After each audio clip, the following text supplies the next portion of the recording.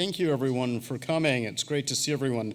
My name is Rajesh Agarwal. I'm the Deputy Dean here at the Damore McKim School of Business. So, ladies and gentlemen, it is with anticipation that I extend to all of you a warm welcome.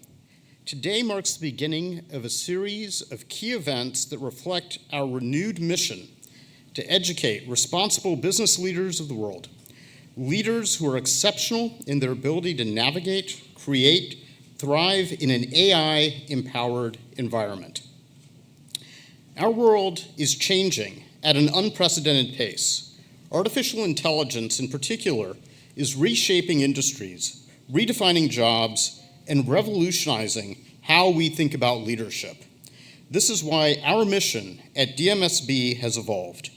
We are committed to preparing our students to be agile, ethical, and visionary leaders who can harness the power of AI and other emerging technologies to drive innovation and positive change in their organizations and communities. To kick off this journey, we have organized today's event to explore and highlight the critical themes underlying our new mission, and today we will be talking about technology and leadership. First, we're going to hear from Professor Nada Sanders, who will share insights from her groundbreaking work on Humachine, a concept that explores the symbiotic relationship between humans and machines in the workplace. Then, we will hear from Dean David DeKramer, who will elaborate on our new mission and vision by zooming in on the evolving challenges for business leaders today, especially in the context of AI. And then we have the distinct honor of hosting Garry Kasparov for a fireside chat. Mr. Kasparov, one of the greatest chess players in history, was the first human to experience the professional impact of AI when he faced off against IBM's Deep Blue. His unique perspective on human-machine interaction and the future of work will undoubtedly provide invaluable insights for all of us. Finally, we will conclude with a panel discussion featuring some of our esteemed faculty, alumni, and corporate partners. I'd like to encourage everyone, invite you all to participate, engage with our speakers, share your thoughts as we collectively explore these critical issues. So thank you again all for being here. Thank you very much for coming. And I'd like to welcome Professor Nada Sanders to the stage. Nada.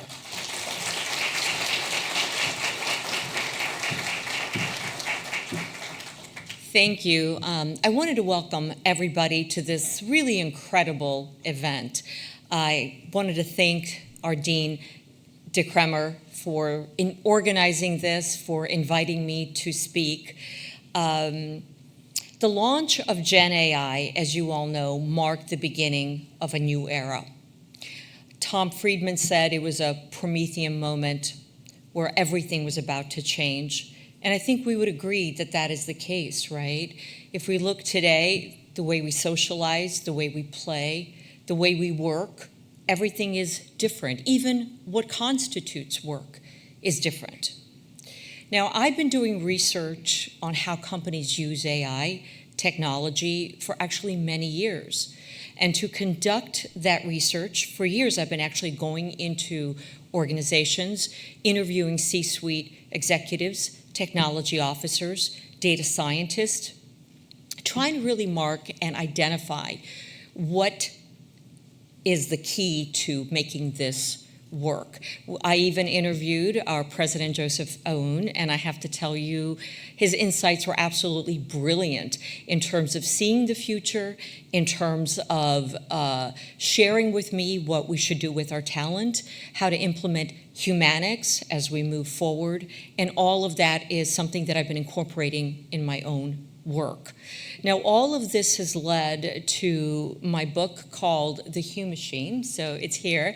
It first came out December 2019, and we all know what happened in 2020, right after that, right? It has now been updated. It just came out, the second edition, in March 2024.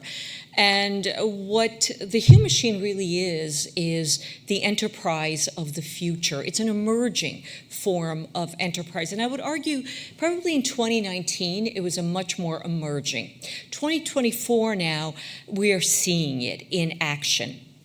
And what it is, it's an organization that combines the best of humans, the best of us, creativity, innovation, judgment, care, compassion, with the mechanical efficiencies of machines, economies of scale, big data processing, AI. And the Hume Machine brings these together, it fuses them in almost an amoeba-like fashion, where the enterprise can move and you have this synthesis between man-machine going on. That's the Hume Machine and the way we are seeing it evolve. Now, I wanted to tell you when we started this research initially, the impetus was not to do this. The impetus was to go into organizations and identify what is the greatest things technology can do. That's really what we were after. But what started out as a quest to understand the best of technology led us to a really sobering place. And that place was that the key to success with technology was with people. And we saw that time and time again. And I'm telling you, we went into so many companies across all sectors. That was repeatedly the key to what made this work. And I wanted to tell you one of the things that underlies the Hume Machine is Kasparov's law. And Kasparov's law tells us that an ordinary human with an ordinary machine, combined with the right process, can do extraordinary things. That is huge. And I understand, obviously, Garry Kasparov, who I'm so honored is with us today, is the grandmaster of chess, is the greatest chess player of all time. But Kasparov's law is equally extraordinary. It's extraordinary because we are at a time where every enterprise, every endeavor needs humans to interact with technology, machines. And it's Kasparov's law that tells us that we don't have to be geniuses and we don't have to have the best technology. He's proven it, but rather getting the right methodology, the right process in place can help us and allow us to do extraordinary things. Now, in the second edition of the Hume Machine book, what we did is we laid out a roadmap in terms of the structure, the physical structure of the Hume Machine, and the infrastructure, and what talent and what skills are needed. And we end with the fact that what is needed is leadership. This is incumbent upon leaders to take the enterprise forward to become a Hume Machine. And this is the exact work of our dean that is really opening the door and allowing enterprises, telling leaders what to do in this new era, the era of AI, and how to actually take back control when we are captivated by AI. So I don't know about you, but I'm very, very excited to be here, to hear from our dean, to hear from Garry Kasparov, and to learn together today in terms of what leadership can do and help us navigate in this new era. So on that note, I'm going to hand the floor over to our Dean DeCremmer.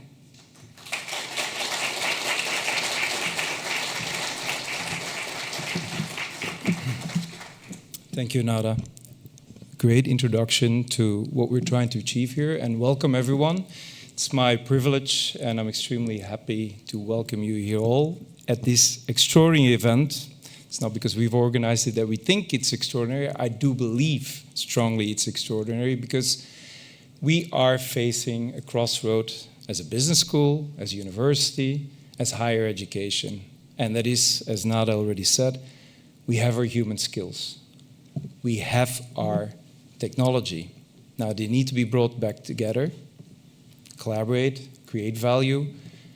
And in business, then one important question arises. How do we leverage that potential of that combination?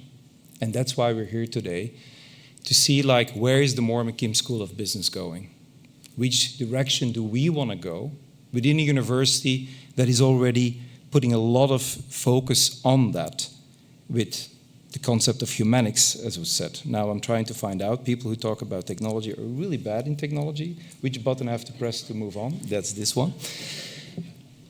So, as I said, it is a reason why we're here at Northeastern University. For several years, the university has been promoting the concept of humanics. Higher education should focus on data literacy, technology literacy, and human behavioral literacy. And bringing that together is what is going to make our students successful. It's going to prepare our students for the job market. Now, that's on paper. It's easier said than done.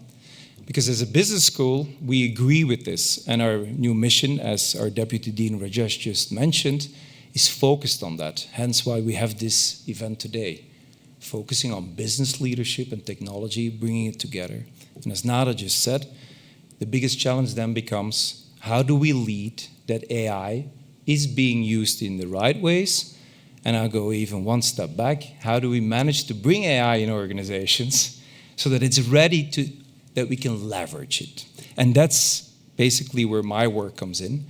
And I'm really happy that I can share a little bit about this, because some of the things that I've been doing are also the reason why I'm here as a dean.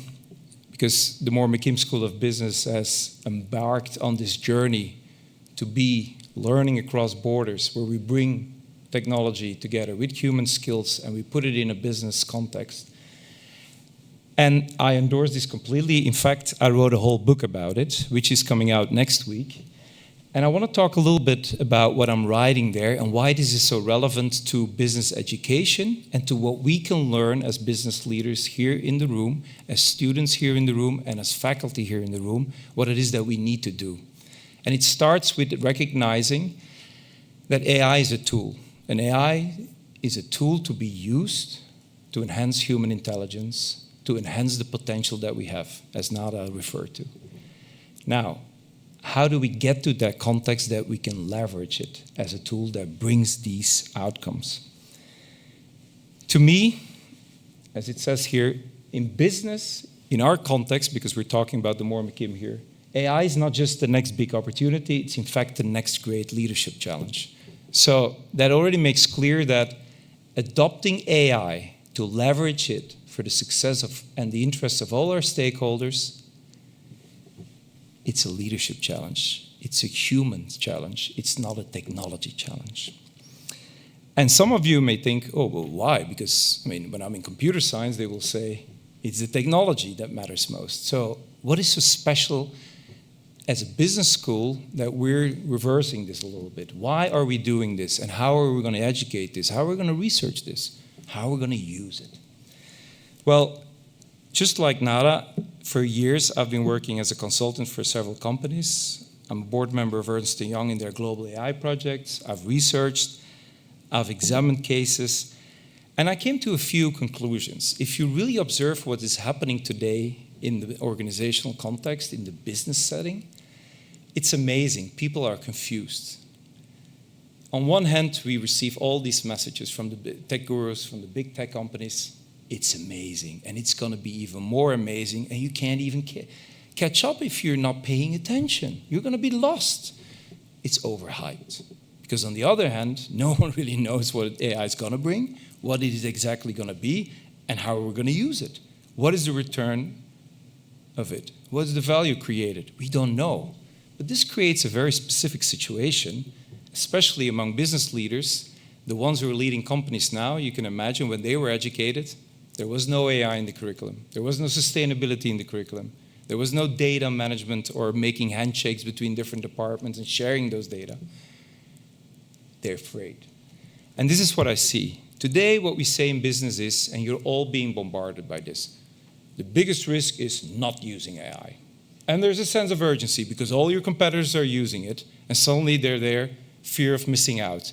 And when I read that concept again, fear of missing out, it threw me back to my teenage years when I'm missing the party of the century. You know what I mean? You wanted to go out as well, and your parents saying, stay home. Well, it's the same feeling among business leaders when it comes down to AI now. Wow. If you're a tech company, you're dominating the market, you see a big market here, no? They're all going to buy it. That's the situation we're in. So because our business leaders are not educated and they experience that pressure, what you see is business leaders sidelined. As soon as they've devoted most of their budget, by the way, to adopting and acquiring the AI, it's brought in the company, they delegate right away to the tech experts, and they sideline. Now, what the result is that up to 87% of digital transformation projects today fail. What happens is business leaders coming up to me when I visit and say, hey, this is cool stuff. And they keep telling me this is so cool, but I haven't seen any return on the investment. I mean, please, am I missing something? What is it that I need to do? Do I go back to school? Following executive education, lifelong learning? Yes, you do, but with a different emphasis here. Because of the lack of business knowledge available in the AI adoption process, because all our business leaders sideline, what happens? Are the right business questions being addressed? No. Are the right business angles and perspectives being brought into the equation when deciding how to leverage AI? No, because who would do it? It's all delegated immediately to the tech experts. Are they trained as business experts? No. Result, as I said, most of our projects fail. So what I want that business leaders realize, and this is what I want to bring into our education as well in different ways across our different business fields, is that people realize AI is more than simply buying technology. And the reason why I'm emphasizing this is because most business leaders today, and especially our boards, they need to govern, but they definitely don't understand AI. Up to 70–80% of their budget is used to acquiring it. Whereas the most expensive part is basically bringing it in, making people adjusted to it, and make them work with it. So no money left. AI adoption is not simple plug and play with immediate returns. It's a J-curve. Technology in itself has a J-curve. It reveals itself along the way. Of course, we need to have the patience because we need to bring the people in. And AI adoption, that's what you need to remember. It's about augmentation. So it's about building cultures. Augmentation, as Nada referred to, humans and machine working together. So it's about building cultures and leading that change. A change management project, hence her conclusion, leadership matters more than ever. AI adoption cannot be delegated. Executives must take ownership to ensure success of any AI adoption project. So what is it that we do? And I'm just referring here to Peter Drucker. There's many other people we can refer to, but he said the best way to predict the future is to create it. Now, this is a wisdom for us as a business school, as DeMoor McKim. It means the best way that we can help our students to prepare for that future is that we help them create that future by using AI as a tool to leverage and enhance our human workforce. And that's what our education, our research should be about. So I'm happy to say that from September onwards, I'm already picking up the curtain a little bit, we will start a data and AI strategic initiative where our faculty will be endorsed by several grants, but also by training and being very closely supportive to them, providing the resources we can to help the transformation of our teaching process.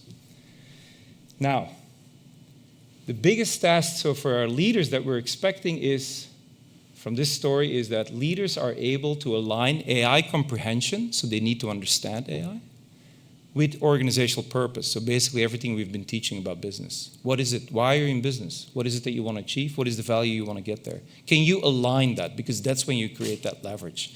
And that's why I wrote this book with the title, The AI Savvy Leader.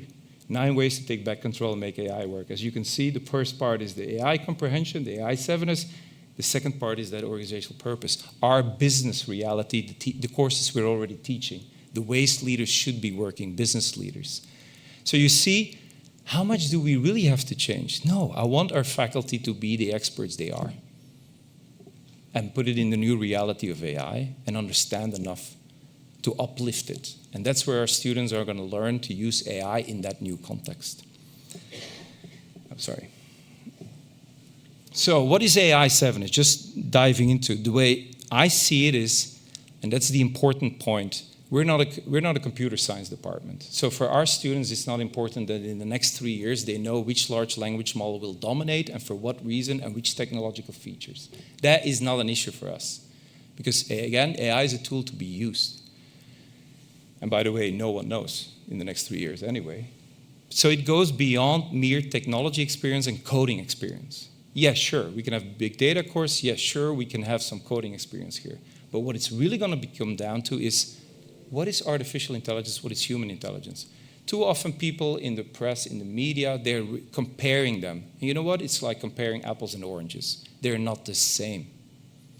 We can give many details here, but we know they don't work in the same way. Again, from an augmentation point of view, that's great news because they have to work together.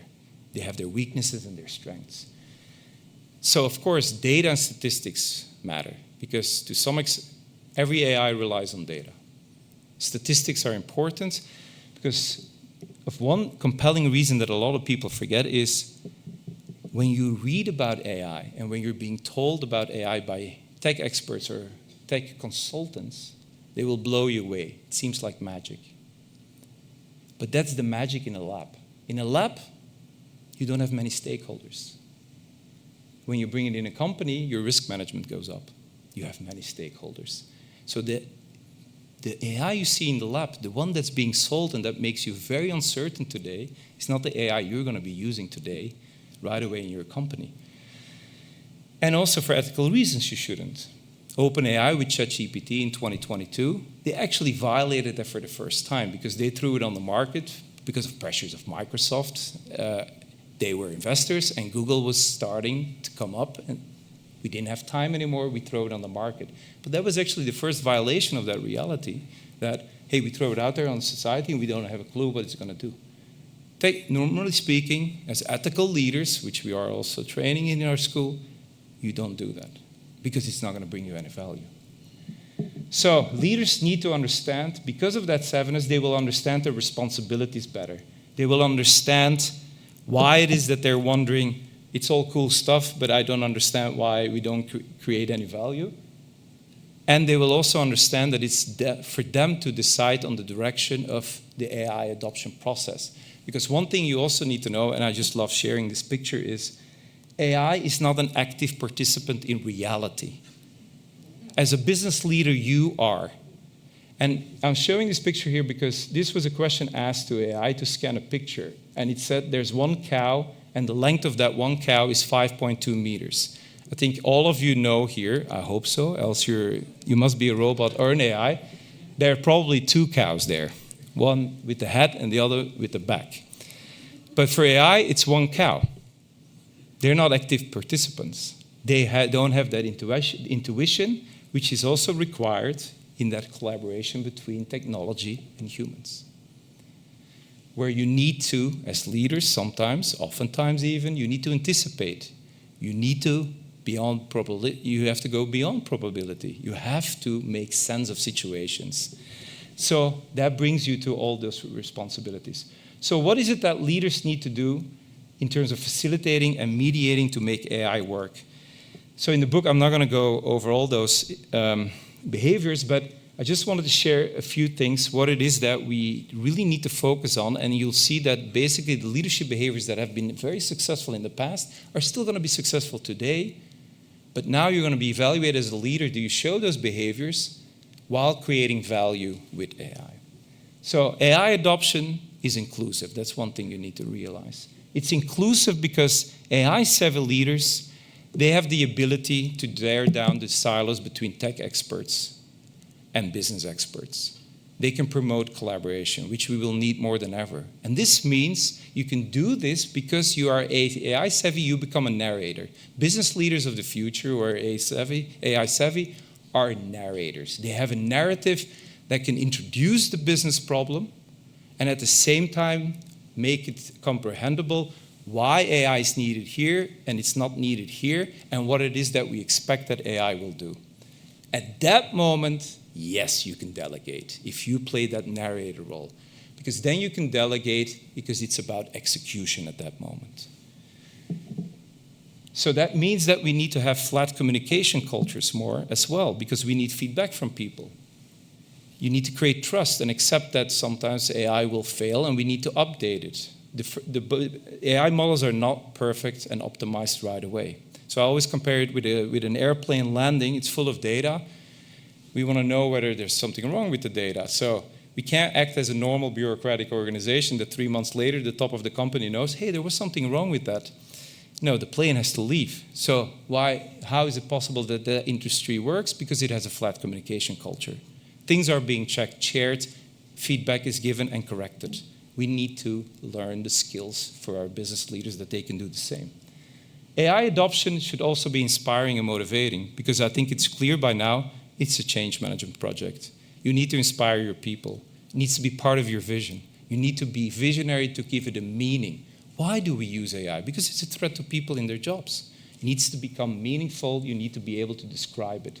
And it needs to create what I call holistic value, ranging from productivity, efficiency to well-being and taking care of interests of stakeholders, that you're ethical, that you're responsible. And finally, I think AI adoption needs to be truly human-centered, because it's clear, it's about humans first, technology second. So don't make people feel like data points. Reward human behavior within the human-AI collaboration, so that people understand that's what you're working on and that's what you're trying to enhance, human intelligence. Intuitive interfaces, meaning we ask, and most technology companies are actually abusing a little bit the concept of human-centeredness, in my view. They're saying, oh, of course it's human-centered. The end user is a human. You all are users, so it's human-centered. But at the same time, the implicit assumption is that we ask you to think like a computer to use it. What is truly human-centered is, no, AI is a tool, and an AI is designed and brought to the fore in a way that it aligns with how a human works. That's truly human-centered. So those are behaviors in addition to the AI savviness. So just to wrap up, what I'm talking about here is that how it usually works, and that's the problem today in AI adoption. AI is brought in, right away it's delegated to tech experts, no more business questions are asked. Technology drives technology transformation. That's how it usually works, and we see no value.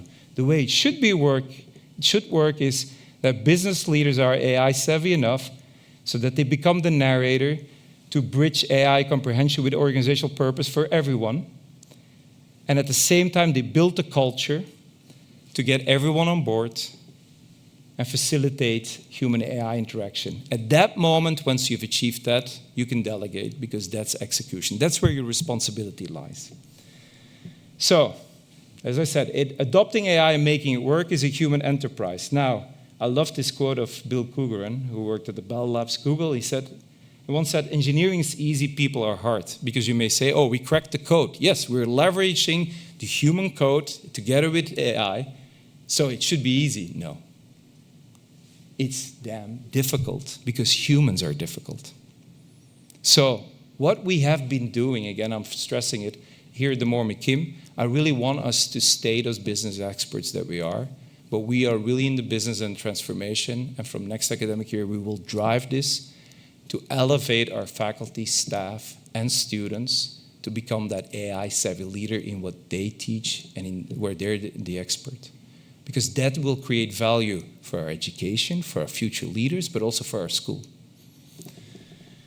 So now I want to move to the next part, and not I already referred to it. You can see, so our guest, Garry Kasparov, I think I'll introduce him in a minute. I think most of you know him. We work together on something that we call Triple AI, and you will see how this fits with the human machine and how we have to collaborate. We call Triple AI because there's 3 types of intelligence, according to us. Machines intelligence, which is artificial intelligence. People's intelligence, which is authentic intelligence. And I want to emphasize this here because this relates again to our business school education. Some of you may say, hey, but I bring AI in the classroom, I have a problem. I need to change my syllabus. I need to change my way of teaching. Yes, but I promise you, once you get the hang of it, it's going to be so much easier than what you were doing in the past, because The technology now provides the input. It generates. So we're going to be in the business of going from content generation to knowledge creation. That's going to be our job. The value created by an AI, how are you going to use it to serve your organizational purpose, serve humanity? That's going to be an extremely important one. And that's going to depend on your leadership style. So being authentic, the authenticity of your human skills and intelligence is only going to become more important. And that's what we refer to as the human intelligence. That's the capital that we're going to use. And that should lead to intelligence at work, augmented intelligence. Okay, so it's my honor now to invite Gary to the stage.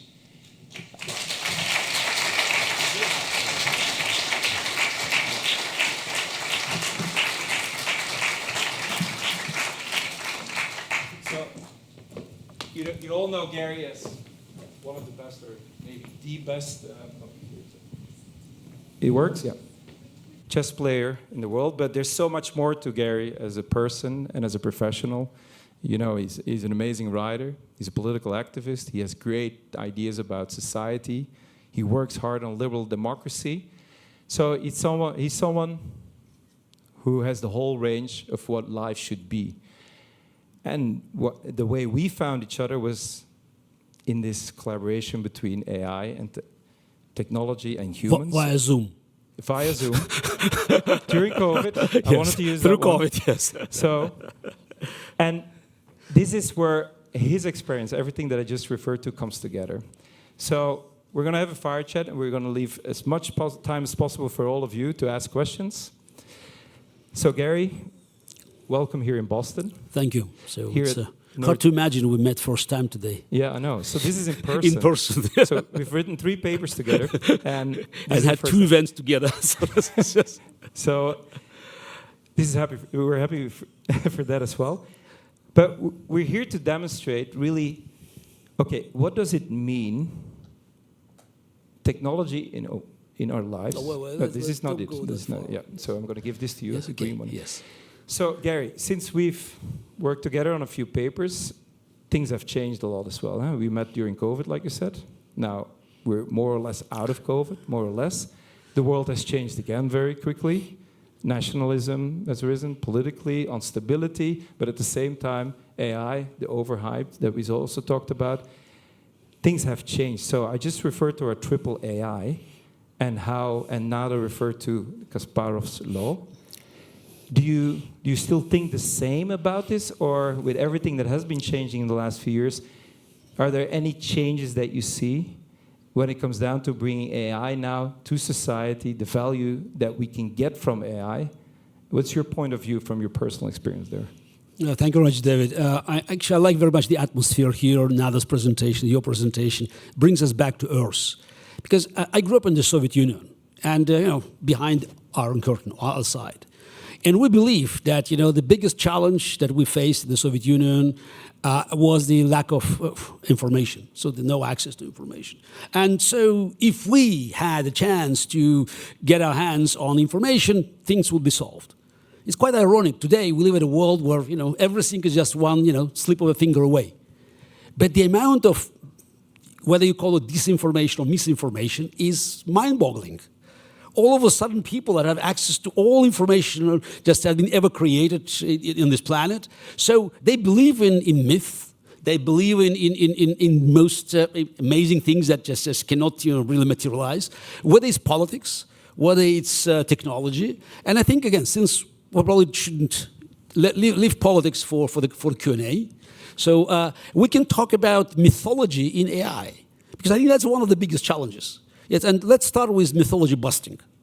So, because it's what I found out that when people talk about AI, it's always just it's kind of a religious fervor. Oh, we have to embrace it because it will give us keys to heaven. Oh no, don't touch it because it will open gates of hell.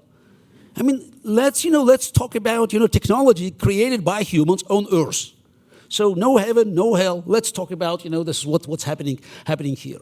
And also, I think it's the way AI is being treated is as again it's It's a solution. That's for everything. So that's why, again, when people talk about ethical AI, it's somehow we want to shift our responsibilities to the machine. I mean, machine knows the bottom line. And it's just, it's AI is like, it's amplified, like a mirror. You can look at the mirror, you don't like your body, you have two choices. Either you work out or you try to distort the mirror.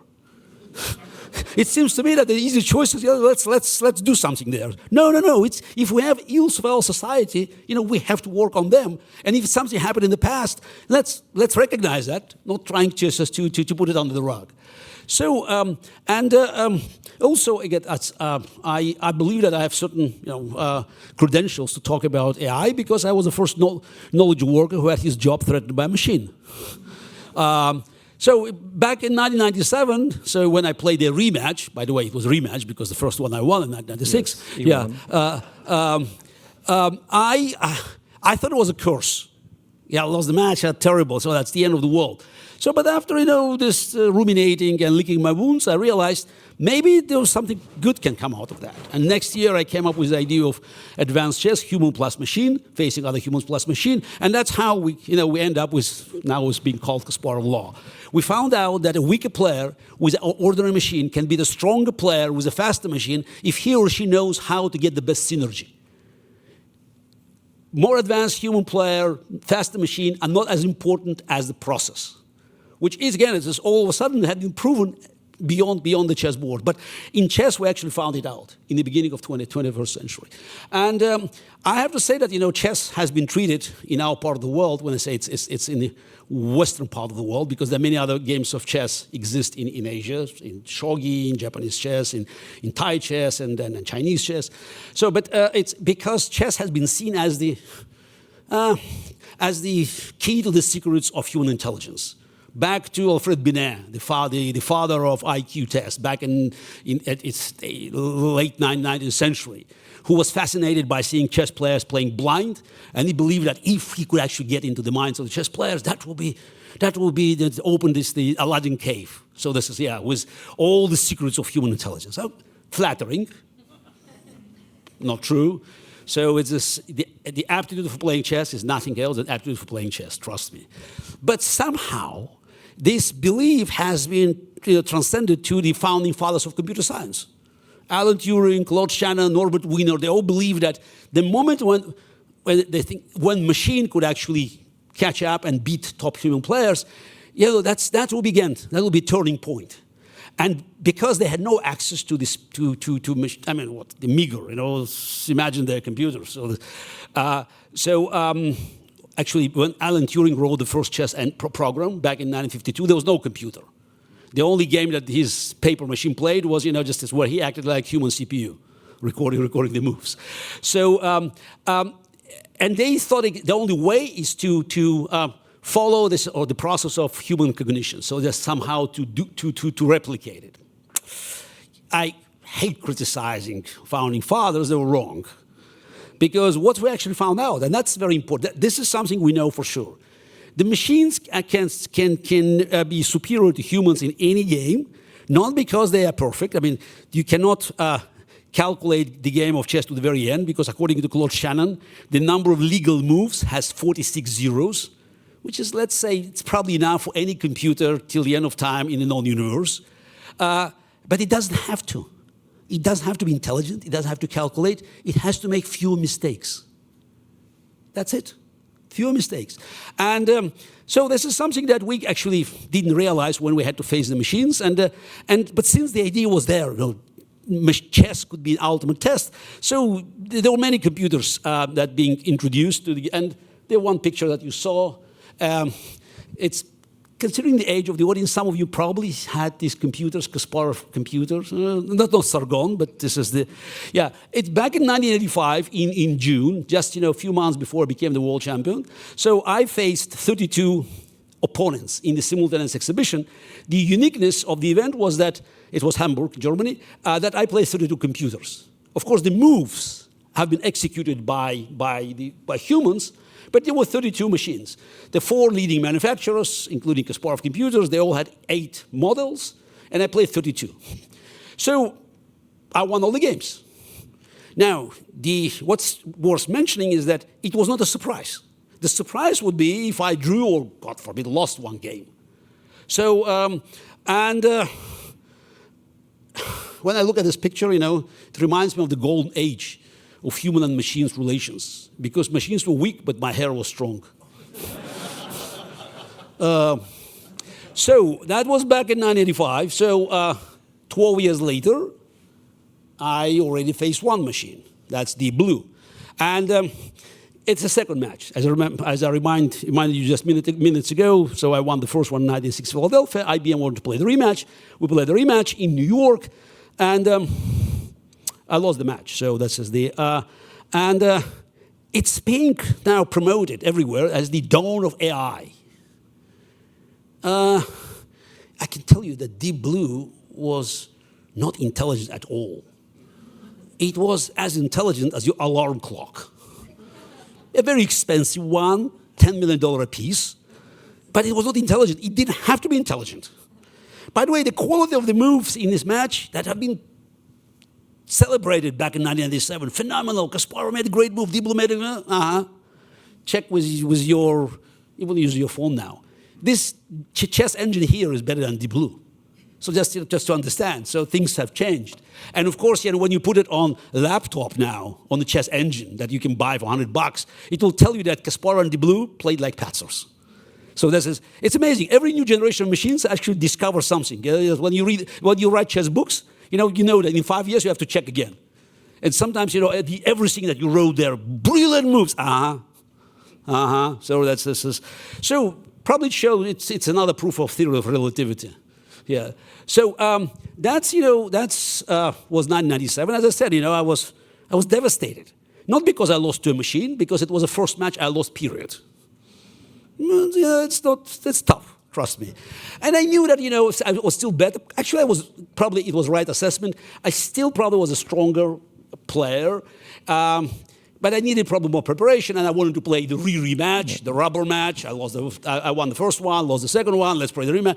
And again, IBM evaluated it, and Luke Gerstner made a good business decision. So you why can to notice play? that you've gotten over it. Yeah. No, but why? This is IBM. No, my biggest mistake was not, to play a lousy match, but not to ask IBM options, because the shares rose 22% in 12 days. That definitely tells you that, there's a limit of my ignorance. Yeah. So I was really upset because they chickened out. So I believe I deserved the match. And they retired Deep Blue. And did I say Deep Blue was not intelligent? Yes? Yeah. Actually found a very good job. Making sushi in the Terminal 5 JFK Airport. And that's, it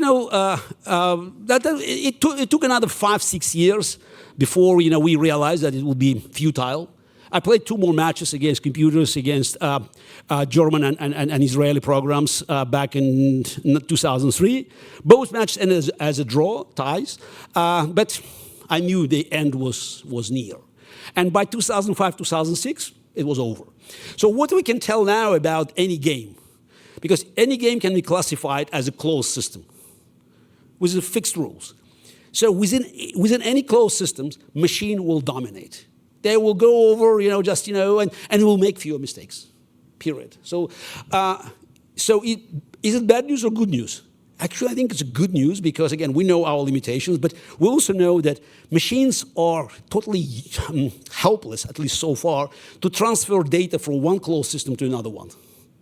So, for instance, if you train a machine to play one of the maps on StarCraft, on one of the video games, and then you want the knowledge accumulated there to bring it to another map with similar characters, you have to start from scratch. So somehow, only humans can make this connection. So what we learned, and that's going back to Kasparov law, is that the key is for us to actually to understand our limitations, but also how we could be indispensable. Because at the end of the day, if you look at the decision-making process, 100%, which is not achievable in the universe, so you have to get as close as possible. And the key is to understand that machines probably better of us in 95% of the cases. So this is a big challenge for top experts like myself, or just top radiologists, to recognize that we belong to the last few decimal places. And that's why, this is human psychology, that's why an experienced nurse could actually do a better job than a top professor, because she will not have the same hurt pride. And we'll recognize that all we have to do is just do a little tweak here and there. So that's how we can reach the highest return. At the end of the day, it's about synergy. It's about having the highest return. And as long as we understand, so we don't have to challenge machine superiority in 95% of the cases or so. So we are doing fine. So thank you for giving that insight from where you're getting this. I love the pictures. Now, very quickly, when you say, this is yours. I've opened it for you. You sure? Yeah, I'm sure. There's nothing been done with it. It's not a guess. I mean, No, there's yes, not a yes. strategy here. Yeah, so no. I use this one. No, it's not about, I worry not about strategy. So this is the No. You know, I just opened it. I remember just a few days. It's a week ago. I was in Oslo at the Freedom Forum, and I was sitting next to Bill Browder. So, and it's a big banquet, and this is many glasses, red wine, white wine, and the water. And I just wasn't sure. I said, Bill, is it your glass or mine? He said, doesn't matter, both will be poisoned. Yes, no, I'm Okay, I sure, trust because you. it could be. I'm not drinking it, so yes. I'm not sure not drinking is a good recommendation. So, no. So you refer to the closed systems, yes. Chess games has a finite number of rules, principles, closed. Now, business, of course, and we're here for a business school, is volatile, dynamic, uncertain environments. Those are more open systems. So we're bringing in AI into an open system, and I just mentioned risk management as well. So just asking you, so how much risk are you willing to take to bring AI in business and let AI dominate? Or how should AI be brought in business? What's your opinion there? You know, it's again about human psychology, because at the end of the day, it's decision to be made by you, by anybody who is just in charge of the process, and there is no universal recipe. So many years ago, 15 years ago, I worked with Magnus Carlsen, who was just the rising star. And what amazed me about Magnus, who was just phenomenal talent, of course, is that he was the only one of his generation that I knew who could actually resist the pressure of the computer. Because when you look at the screen, you know machine is the best, and you just want to learn more. So Magnus always looked at machine as the way to prove that his decision was right. I think this is the biggest challenge in businesses now, that there's so much data available that you can't take your eyes away from the screen. So the advantage comes to the person who can actually recognize that it's time for me to make a decision. Where is enough to collect data? I don't know. Nobody knows. It's your guts. It's your intuition. And that's what makes, the difference between a good decision maker and a great one. Because again, it's natural instinct. You think, oh, I can find an answer. Just one more piece of data. But again, you have to stop. And you have to recognize this is the time to actually bring my human qualities into play. Yeah. I love that answer, because it relates to the authentic intelligence that we talked about, but also for our education. This is why it's so important that we bring our students' unique qualities and develop them even further. Yes, they can generate an essay with Gen AI, but what are they going to do with it? How are they going to develop themselves? So I think that speaks to that. So I'm going to ask you one more thing, and then more question, and then we open it up, because I'm pretty sure there's a lot of people. So you've put your experience there in how to deal with AI. You have your opinions about it. So how do you see, where does it go from here? Because I know you've been experimenting a little bit as well with ChatGPT, everything around. So how do you see it evolve? What's going to happen for society, maybe politically, but also for business? Yeah, again, we had a couple of years ago, it was total hysteria. That's the end of the world. And now you can see it reach plateau. By the way, the behavior of AI doesn't differentiate much from other technologies. Yes, it's a big expectation, and then it reaches plateau. Then it just is, because it's psychologically it's difficult, because it's about our cognitive qualities. But machines made us strong in the past, made us faster in the past. I believe intelligent machines should make us smarter. So again, it's just as long as we just take it, as a tool that is very helpful. So as for ChatGPT, I prepared a little joke.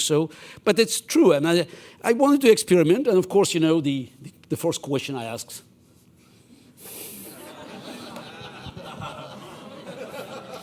And you see, this is But this is ambiguous, you know. This is, and you can guess. I was not happy. You read it, and of course I asked a straightforward question. Why? Don't give me this nonsense. So it says now it tells you that you can tweak the answer by tweaking the question. That's it. So, but it's what is most amazing is that is before ChatGPT, just many years ago, when I started doing my lectures, you know. So I came up with a great quote from not a scientist but a great artist, Pablo Picasso, and he was right. Believe it or not, he said it, you know, this is God knows how many decades ago. It's all because the question is a beginning. And as a great artist, he knew it. So it's asking the right questions. So this is where we belong, asking the right questions. And that's what makes a difference. Great. I love it. So now it's official. You are the greatest chess player. So we know, ChatGPT said it. So, okay, I want to open the forum to all of you, so let the questions come in. Who has a question for Gary? Don't be shy. Oh, rather. How do you use your expertise in chess in life? That's an intuitive question. Yeah, exactly, yes. Look, I'm a normal human being who used to make mistakes. Probably the number of wrong decisions I made in my life, you know, is it's quite average. So I'm probably, you know, there's someone who married 3 times. Probably just cannot, you know, boast the record in making, you know, the right choice first time. Though I'm very happy now with this nearly 20 years of my marriage, and we are doing great together. I think it's very important, you know, that's what I learned from my chess career, my expertise. And the book I wrote back in 2006, 2007, How Life Imitated Chess, is that you have to know who you are. Again, it's knowing what you know and knowing what you don't know, and where the border is. And it's about recognizing what are the situations, what is the environment that can benefit you most. By the way, also what I learned is that it doesn't matter whether you are more aggressive and dynamic or more, you know, reserved and conservative in your innate build-up. You can have a tennis player, you know, with a powerful serve, you know, rushing to the net, or someone playing from the back line. Both could be number one. It's not, you know, it's not about your style, it's not about your character, it's about your ability to create conditions where your strengths will be an important factor and your weaknesses will be less important. So somehow you can undermine them. And that's it. So that's why, again, I'm trying to make sure that my performance is also, you know, is always, you know, always benefits from my ability to create conditions where my strengths is dominant, and which means that probably I have to limit certain areas of my engagements. Again, I made tons of mistakes in my life, but now I'm quite pleased where I am, because I know exactly what I'm doing, and so where I could extend my my credibility, or where I just should wrap it off. Okay, thank you. Any other questions? Oh, we've got a few people there. At the back. Okay. So right now the best chess program is Stockfish 16, and I'm kind of curious if you and Stockfish 16 were collaborating, how many times do you think you would beat an opponent of just Stockfish 16? So, you know, you make this Kasparov's law saying humans and machines together are better than a machine alone. Do you think that, like in practice, that holds up against like the best current computer? You said Stockfish 16? Yeah. Well, I don't. I'm no longer active professional player, so that's Right. why, again, this is I'm not sure even I can, you know, tell the difference between, you know, Stockfish 14, 15, or 16. So I'm probably, as I call myself, strongest amateur on the planet. Yeah, because I don't play professional chess. Once a year I just go to St. Louis, Missouri, just to meet the top players. So they allow me, just with respect to my age, so just to take the chance. It's I enjoy it. So, but my latest experience, it's the last actual experience, was with AlphaZero.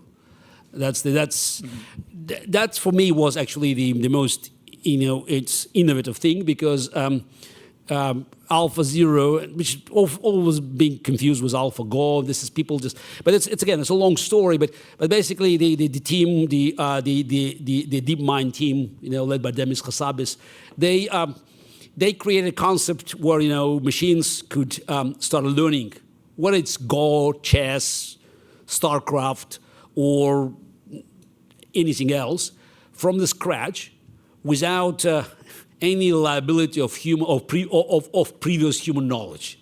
So start from the scratch. So I think this is where we can learn, because I think that's the while it's, of course, AlphaZero is phenomenal strengths, and again, this is the gap between strongest chess computers now and Magnus Carlsen is probably, I don't know, similar to the gap between Ferrari and Usain Bolt. So the first 50 meters they can run, just next to each other. Then you know what happens. So it's the I actually, again, many people thought it would be the end. Would be the end of chess. Actually, I saw it's the other way around. I think it's opened tremendous opportunities for us to learn, because so many things that just that we believe were just like carved in stone. Not so sure. So again, it opens new horizons. You can go deeper and deeper.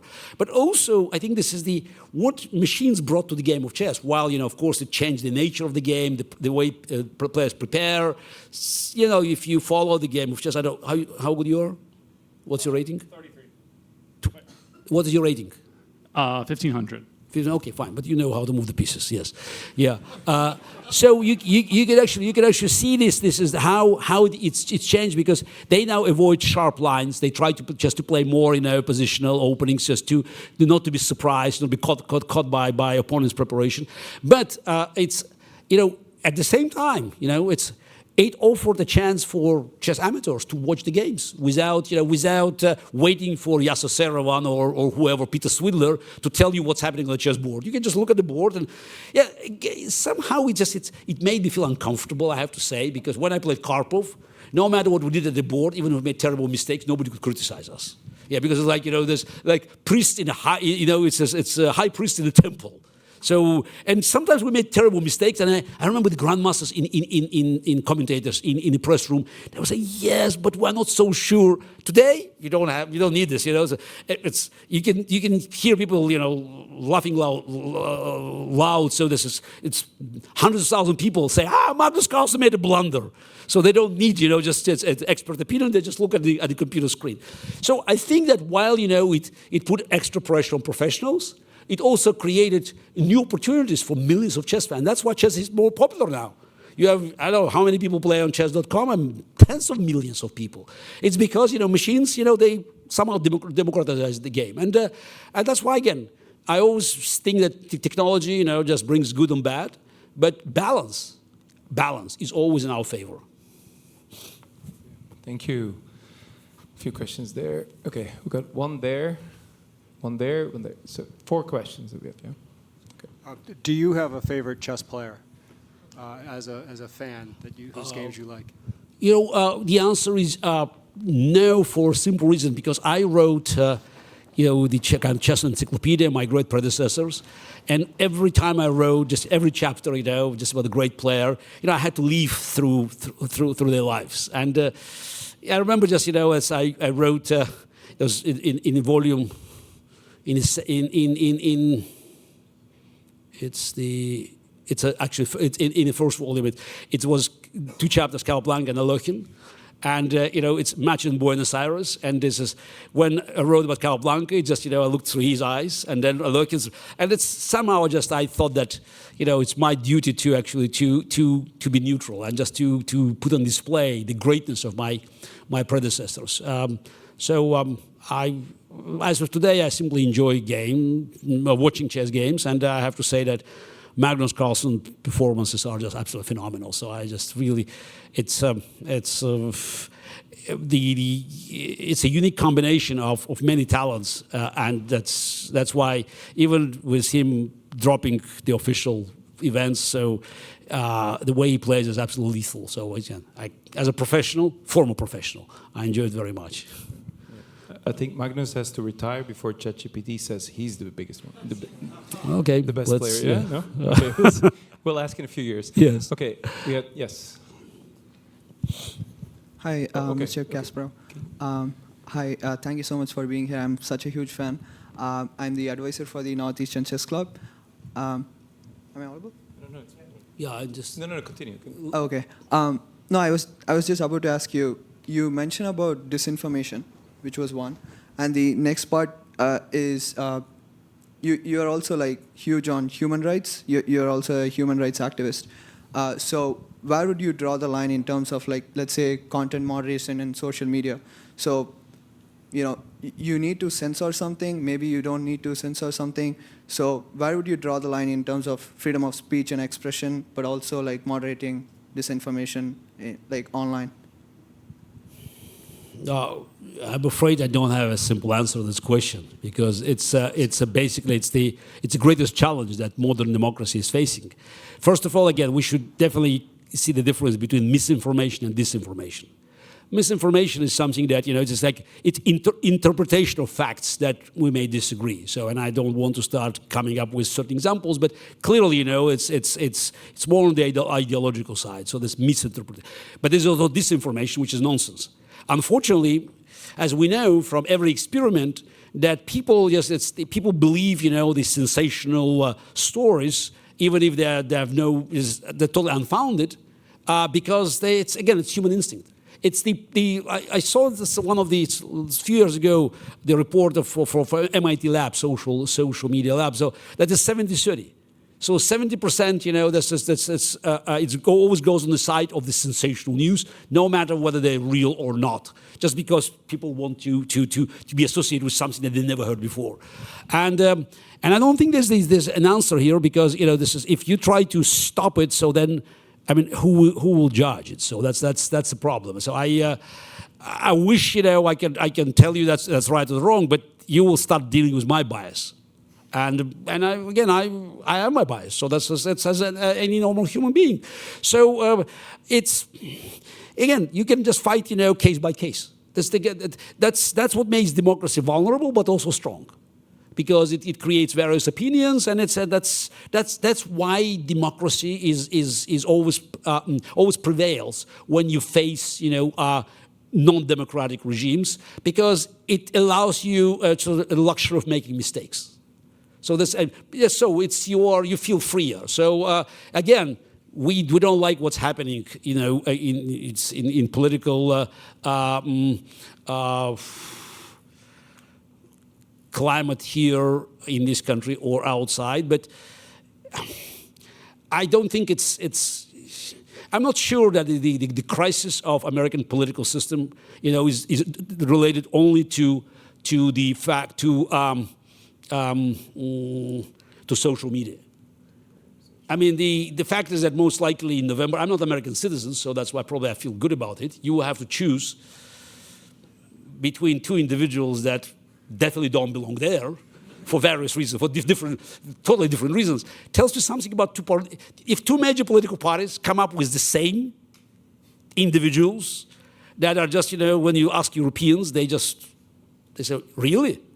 It sounds like a bad joke. But it tells you that something is wrong, and that maybe two-party system should be changed. I'm not here to give you any lecture on the political system, but something is wrong, and it's not just social media. So this is, especially considering the fact that these people two individuals are very old. So, and their age, could be compared to their negative ratings. Yeah. Okay. So, I think before we move further on that one, that's okay. We got a question there. Question here.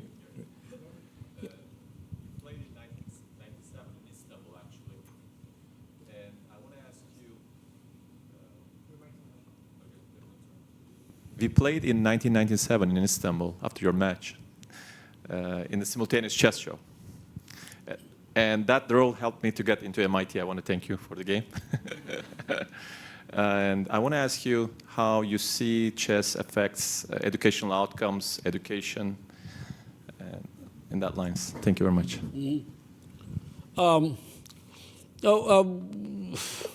I've been long time proponent of having chess one or another in the classroom as an important educational tool for a very simple reason. I think we reached a point where the traditional educational system has to be revamped. We need to make changes for a very simple reason.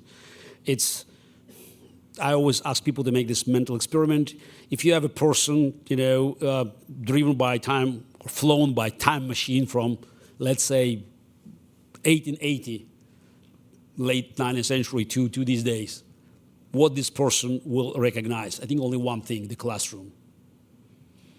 Yeah, so everything else is different. But the classroom is still there. You have teacher as the center of authority and knowledge, again, which is by modern standards is nonsense. Because every kid in the class, can just swipe, his or her finger on the screen and just learn more in 5 minutes than the teacher could tell him in 1 year. So we have to start, shifting educational system from teaching what to how, which means, building bridges, recognizing patterns, and that's where chess can help. Again, this is totally changing our attitude towards educational process. So you need to inspire kids. You have to, again, learn. You have to make them, just feel good about learning. But that's a different process. And that's why I think learning a little bit of chess, just recognizing that some moves that you made on the queen side could have a decisive effect on the king side. So that's always helps. And again, it's very inexpensive. So and also it's computer related, which also just adds to the attractiveness of this proposition. Interesting.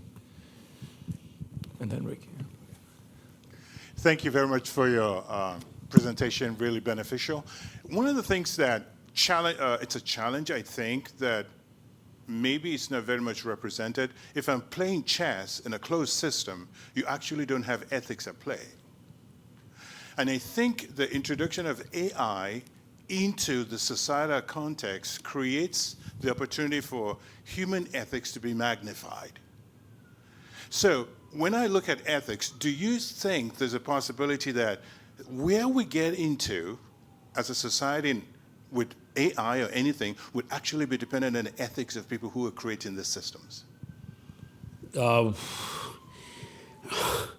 We have different customs and different systems of evaluating ethics. I don't think our system is different, but if you go elsewhere, we may actually find people that think differently. I view AI as a tool, and I always remind people that humans still have monopoly for evil. So my biggest concern is not AI just getting wild, but it's bad actors using AI to harm us, which, by the way, is happening all the time. So I don't believe that we have to shift this responsibility to AI. So we definitely have to learn from our experience. And again, when we look at this country or Europe, at the world of democracy at large. So we made a huge, it was a leap forward by changing everything, the relations within society. So, and it's very harmonic development, social, technological, political. So again, it's not perfect, but we're moving in this direction. When you look at the other side of the invisible Iron Curtain, you'll find out that they have totally different system of evaluation. I call it evaluation. So that's why, again, just you look at Afghanistan, for instance. So what's happened in this country now? It has been just pushed back to the 15th century. So it's but they have access to the same technology. So I'm very skeptical about AI helping us. It's our duty to fight for values we believe just are important. Using AI for the most effective, way to promote our agenda. Also recognizing that unfortunately the other side also may use it to advance the ideas that are very detrimental to our system of our values. The good thing is that, as I already mentioned, is that democracy has an advantage of always, just being in the front line of innovations. And it's for those who are panicking about China overtaking us. I was just going back to COVID. So China brought us virus. America brought us a vaccine. So that's all we have to know about the advantage of the free world for a simple reason, because, again, we can experiment, we can make mistakes, and even if the other side had 6 months a head start, they couldn't come up with a decent vaccine for a simple reason. I think they always wanted to to minimize the risk. So we accept 999 failures before we find one Moderna or Google. They cannot do that. So again, I don't want us to believe that AI is a medicine for all the ills of our society, but it's an extremely useful tool to advance our agenda. Okay, thank you. Okay, one more question, Rick. Hi, thank you. Hello. Hi. Thanks for being here for this. I want to take you back in time. If at the time you were learning how to play chess, and if at that time you had access to all things AI, machine learning, technology, would you have used it?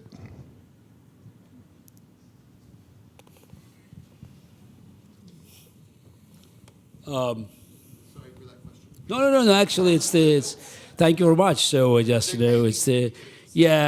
just at age where just thinking about days where I was 6 or 7, make me feel happy. Yeah.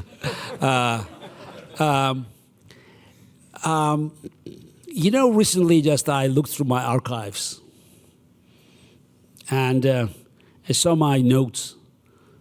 1972, 1973, 1974, 1975.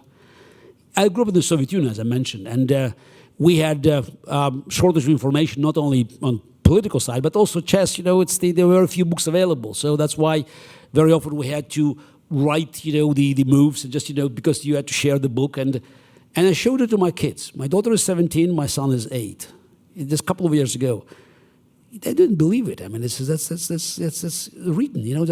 I even remember that my coach, it's actually found out that's it's and great gift, gave me the special stamp, for the chess sets that was manufactured in East Germany.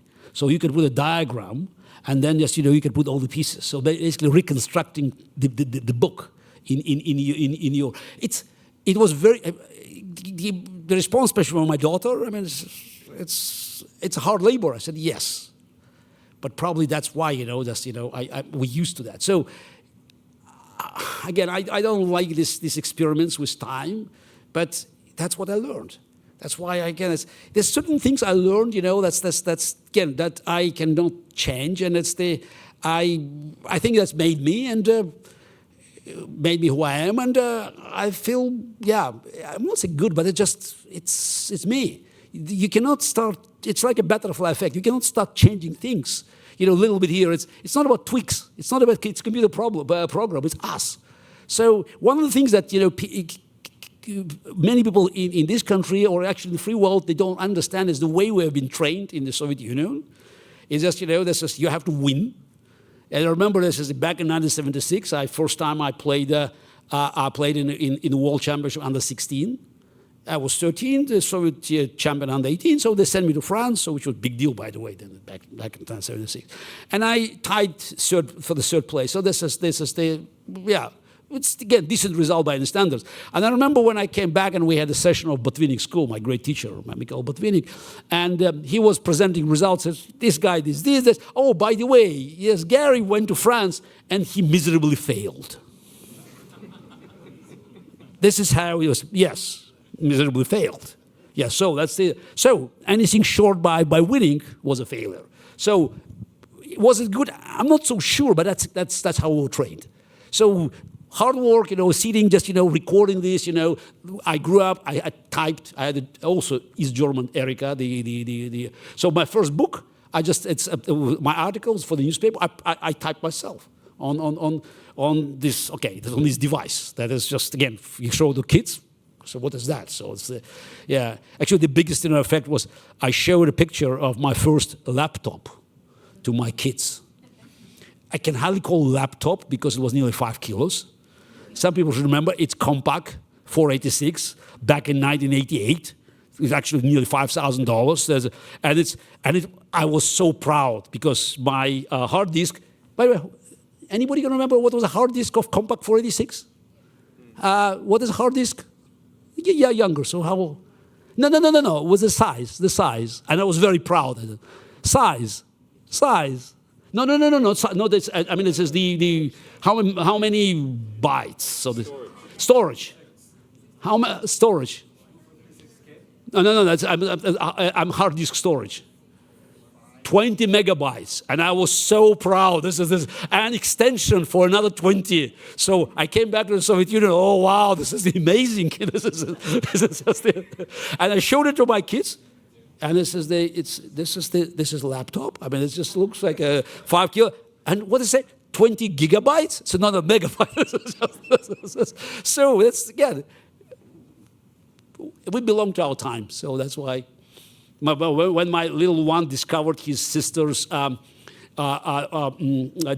DVDs with cartoons, he believed they were Frisbees.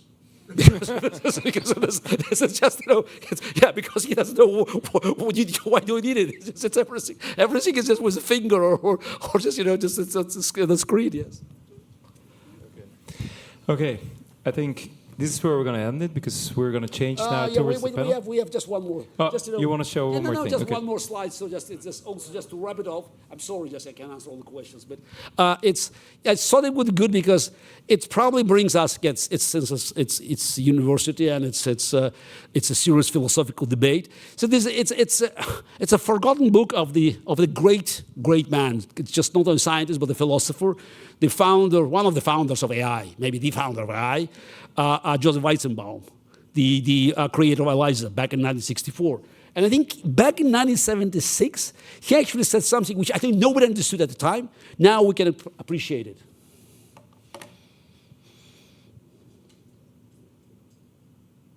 It's human judgment. You ask machine why certain decisions being made, you go deep down because I was told so. You ask the human, you go deep down because I want it. So it's human judgment that makes all the difference.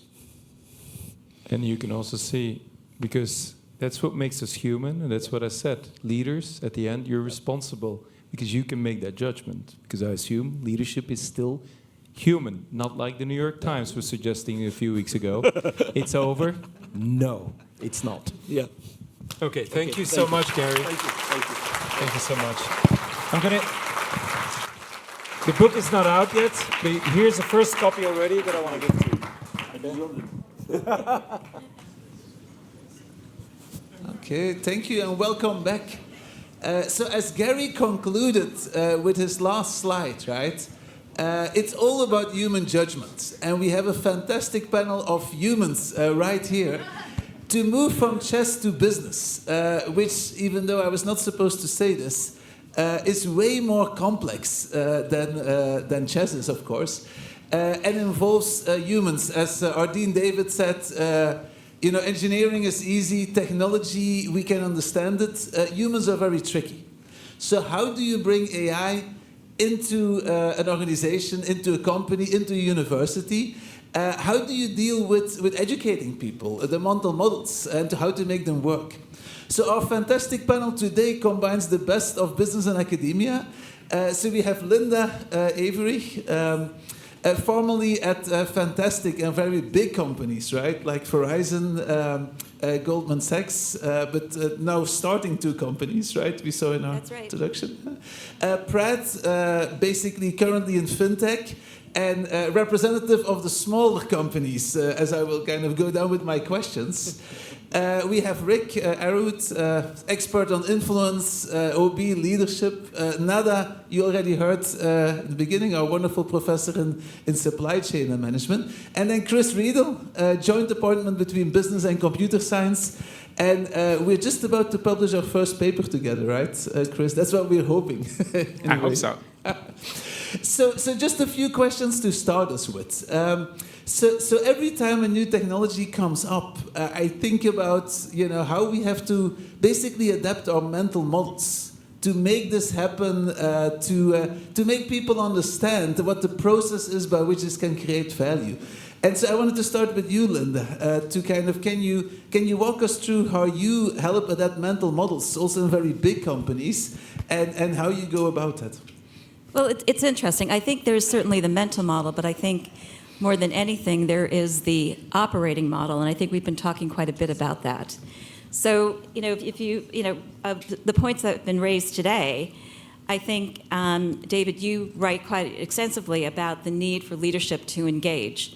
And at this point, I think we're really at a juncture where if leaders are not engaging, it is quite likely that their organizations are not going to survive. So if you think about what's required, there's a lot of decisions that need to be made. AI is very expensive. And therefore, you can't just stay in that experimental stage. Even those experiments are expensive. What you really have to be thinking about is, where can AI drive the greatest value?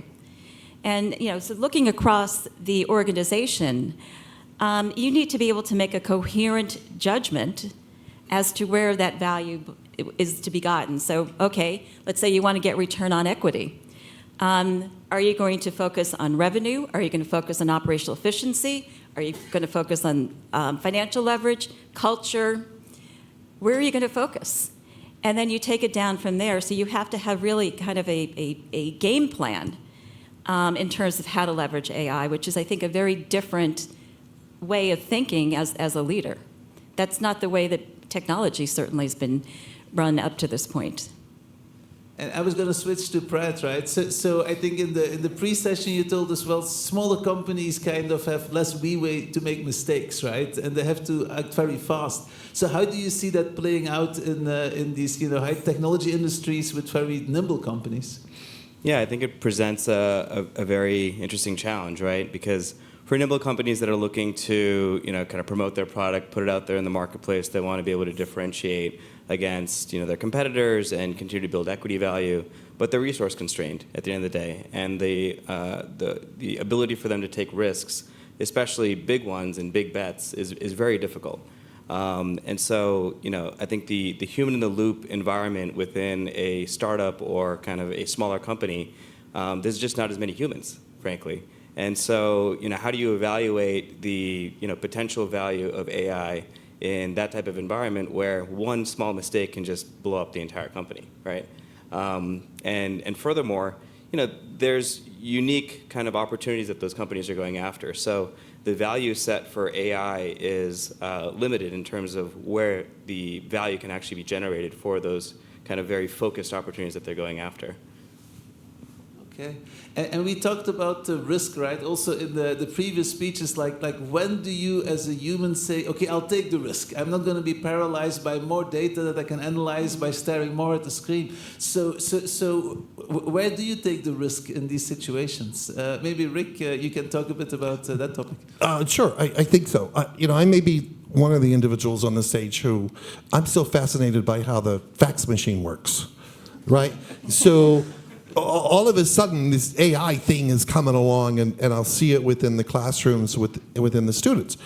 And I think what's really resonated with me fairly recently is that I, as the professor in the classroom, have a certain role, but within that role, I have to remind myself I'm the leader in the classroom at the time. and these are the followers in the classroom at the time. And I need to be able to remind myself of that. So as an example, in our syllabus, we've come up with a standard policy for this is how you can use AI, and this is the limitations for AI. And I just let it sit there all semester in the syllabus. It turns out I never brought it up in class. I never had a conversation. I never communicated my vision for the use of ChatGPT or any other instrument. And so just last week, somehow or another, a conversation on using ChatGPT came up within the context of ethics. And I had several students who said, we assumed that you would think we're cheating if we used AI. And in digging deeper, the reflection came back on me, because as the leader, I didn't communicate that very clearly. What are those expectations? So there's no way we're going to be able to engage them, and there's no way we're going to be able to really expand on I think the big advantages of technology in the classroom unless we remind ourselves that we have to have that conversation. We have to have that communication. So that's what I'm seeing. So this is a very important point, right? And so Dean David talked about the importance of communication and also breaking silos.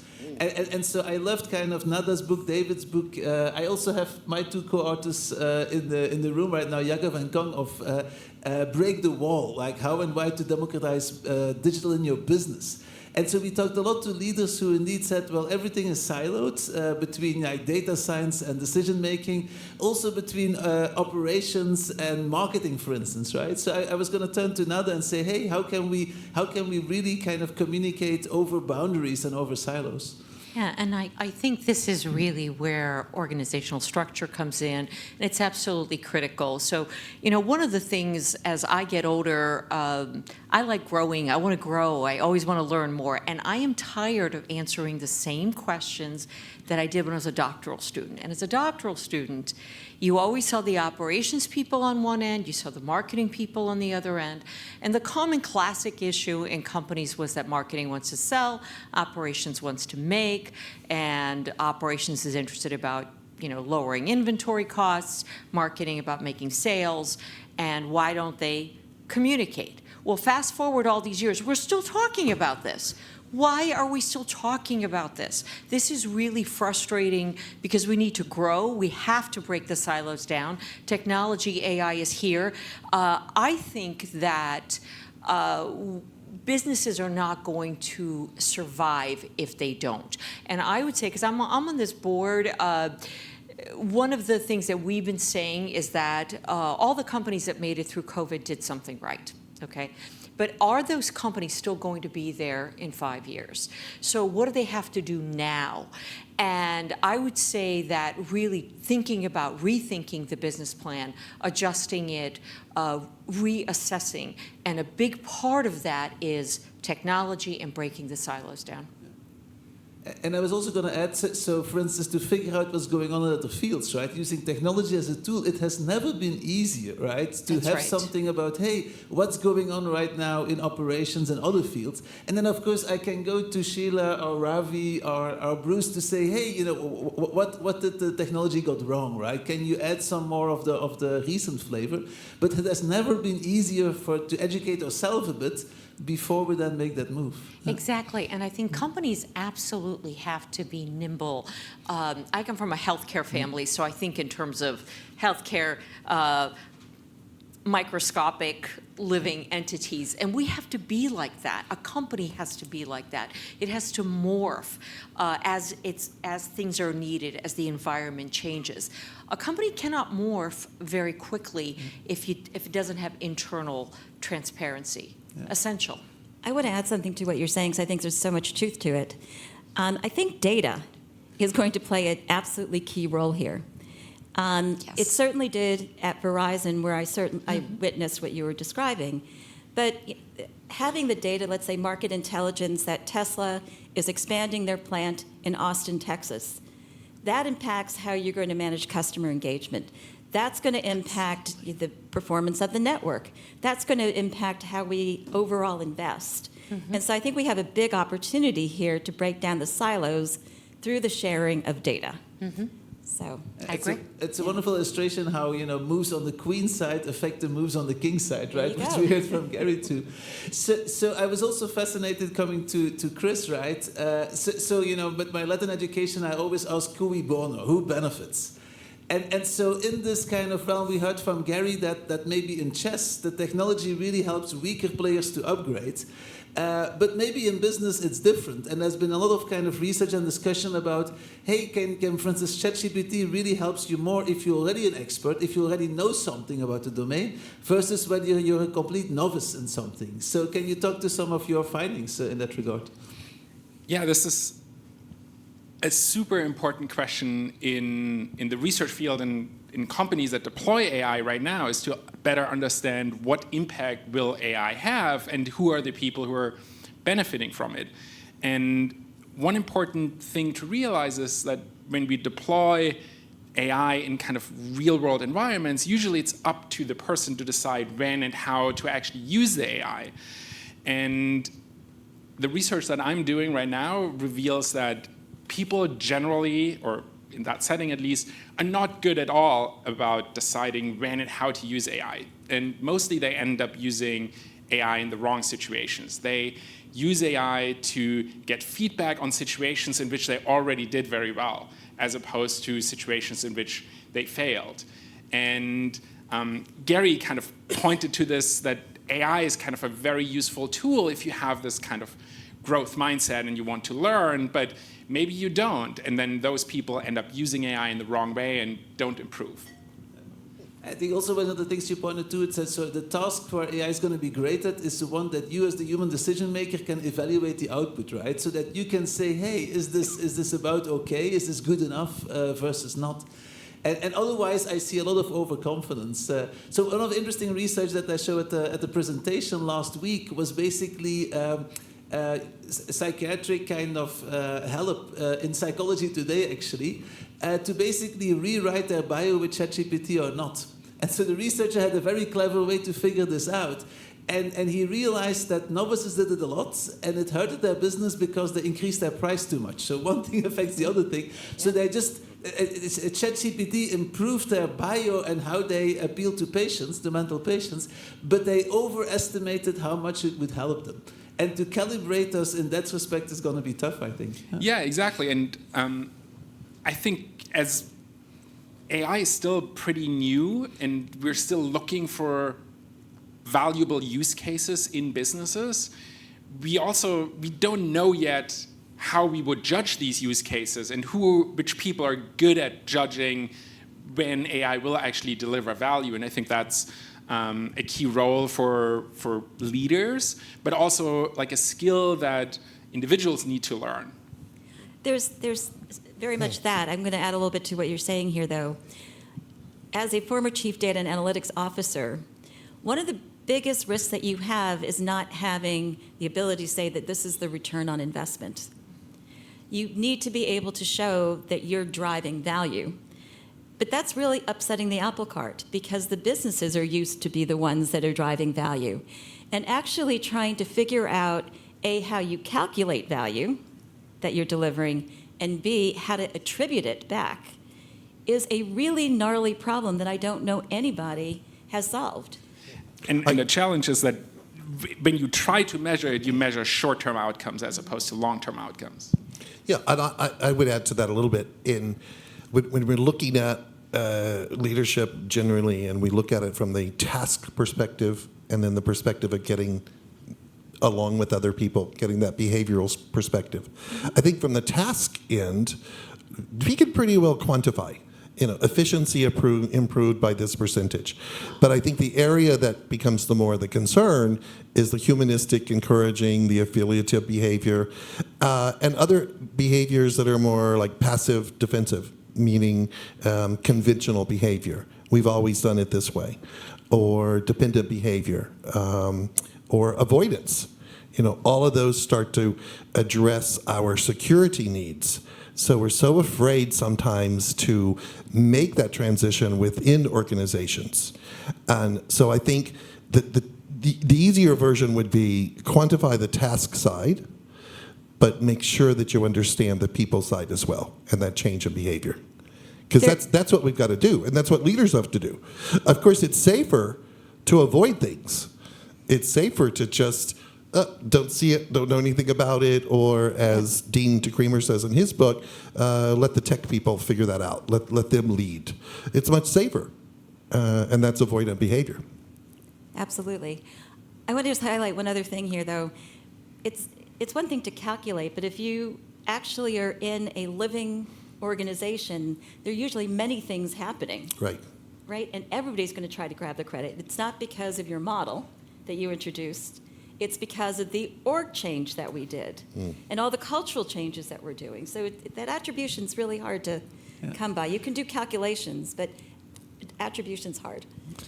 Yeah, and just to add to that, I think there's the risks to the organization in terms of how people operate with each other, and obviously there's a risk that you can't measure the value accurately, at the onset of determining whether or not you want to kind of go down the path of exploring something further. But the other, kind of maybe the risk-averse person in me and kind of the credit-oriented person in me always thinks about the downside and specifically liability.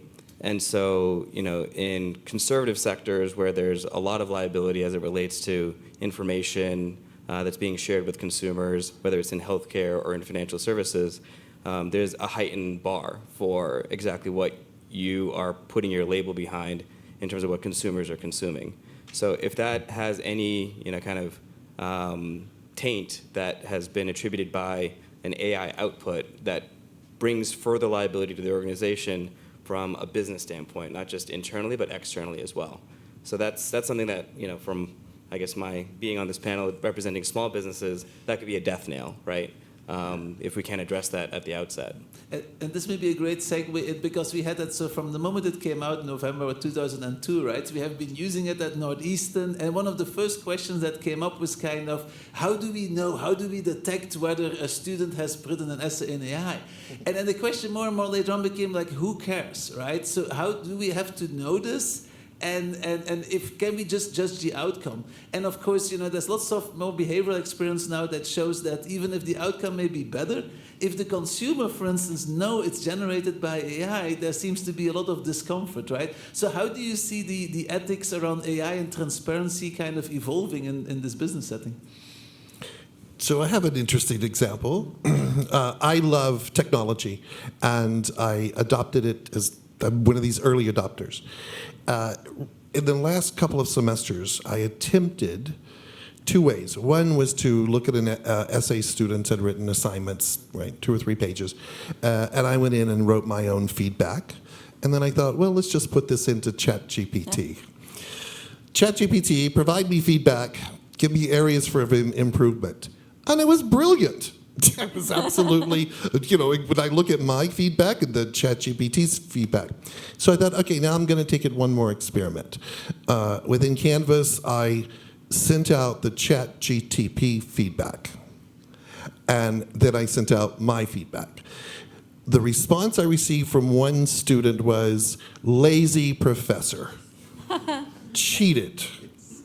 That I cheated as a professor from using ChatGPT to help me critique an essay.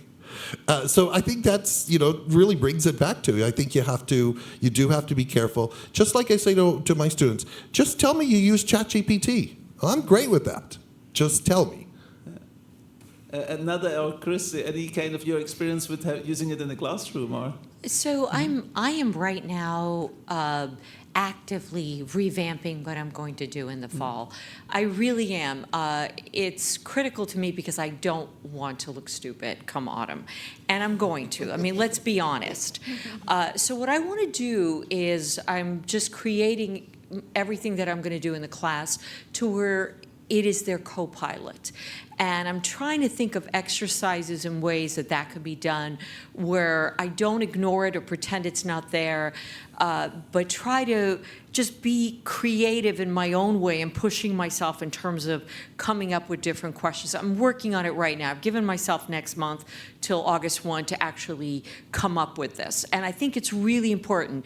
And I think whether it's in the classroom, whether it's in enterprises, I think it is really a time for us to really push creativity. And I'm not sure what all that is. I've even in my own mind thought about, do we need some kind of a humanics boot camp or some kind of creative boot camp of sorts? But we need to push ourselves to come up and really come up with different things. And I'm doing that for me because I want to walk in the fall. I don't want to pretend it's not there. I want to use it and integrate it and make them do things with it, but that make them better. Chris? I'm struggling, I have to say. I don't have a good answer. I have a lot of questions. And one of the questions that I'm debating for my own teaching is how I can use AI or like encourage AI use in an equitable way. Because on one hand, if everyone can use AI, then in a way everyone has to use AI to meet the bar of expectations, right? Like writing a well-structured paragraph it's not a skill anymore if you're free to use AI. And that is really hard for a lot of students. And then everyone gets judged against this very high bar. And if someone wants to step back and say, no, I'd rather like do it myself and learn something doing it and like learn from that feedback, then I want some way of incorporating that. And I think that also goes to, I think Linda in the pre-session noticed that the kind of language we get from, at least from ChatGPT now, right, is extremely verbose and encyclopedia. It sounds like an encyclopedia to create credibility, I guess. The style is very interesting to observe. The problem is that humans seem to like that kind of text better, right? Like it gets scored higher. Yes, but it's also interesting because we're suddenly going from, texting, are you, and really avoiding language to suddenly embracing language, like in the 19th century. Yeah. It's a huge and this really surprised me, right? So as a teenager growing up in Belgium, I got good scores on my Dutch, German, and French essays, but the same professor rated my English essays very poorly. And I went to him and I say, what's going on? He's like, English is a short language. You have to write concise. Use the same word over and over again. So he was preparing me for my PhD later on. He's like, in French, German, Dutch, yes, you are rewarded for writing long poetic sentences. So it's kind of weird how that seems to have suddenly flipped, or has it? One thing that I think is important, and I think it impacts businesses and us in terms of how we teach and what we teach. We heard Gary say what percentage to give to the AI, and then what percentage do we as humans intervene? Okay. But it takes expertise, it takes domain knowledge to know when to intervene. So how do you develop a pipeline of talent that is able to do that? And that is a real challenge because what's going to happen is we're going to atrophy a lot of these skills. So how do we keep it going? And I've seen this, you've all seen this. You've got a cyber attack, I saw this last summer. Cyber attack, there's a hospital, business is down, everything is manual, we have to dispatch ambulances manually, and everybody's like, how do we do this? Right. Do you know? No, nobody knows. So we're atrophying these skills. So how do we maintain the skills? How do we cultivate them and know when to act? I think it's a real issue. I suggest using the fax machine. Chris, when I arrived, we had an interesting conversation about chatbots that were now replacing people in virtual meetings. Yeah. And, is that an acceptable approach? And in some ways, it's pretty horrifying because, why are you invited to a meeting? Well, that's a very interesting question. It's because often they expect you to have judgment and to intervene when it's appropriate. And so can that bot do that on your behalf? So are we going to have virtual meetings with bots just communicating with one another? and virtual faculty communicating as well, right? Yeah. I can see a faculty bot. Yeah. For some people, that seems to be the vision, that we have digital twins that we send to meetings, and then we don't need to go to the meetings anymore. But to me, that really seems to point to all kinds of other organizational problems. Why did we have that meeting in the first place if I don't need to actually be there? And if I'm really worried that we end up in a world where like some people use AI to kind of write these verbose, long, sophisticated sounding emails, and then the next person uses ChatGPT to like either respond to it right away or like get a summary of the long email and then respond to that.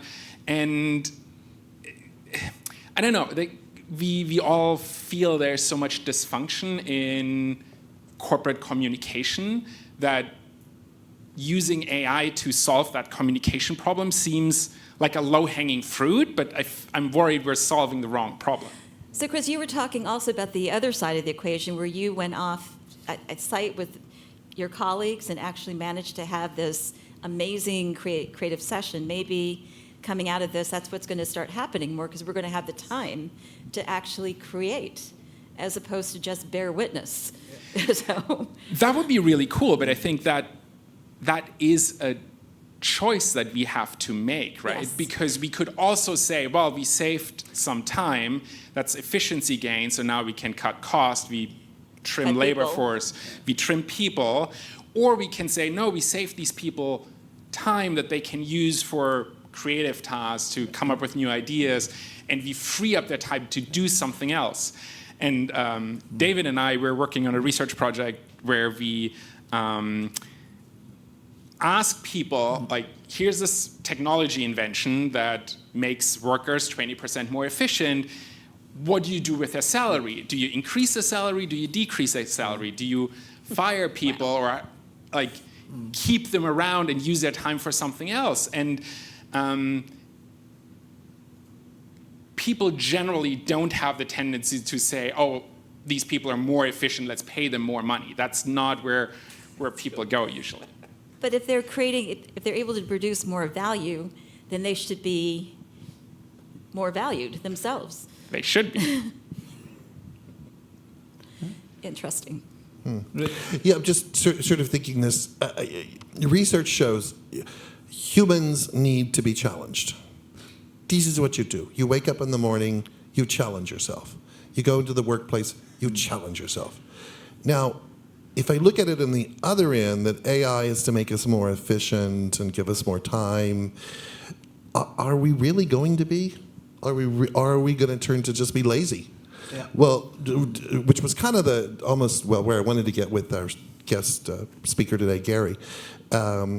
Really more on that question, if a machine can teach me how to play chess, am I going to just use the machine?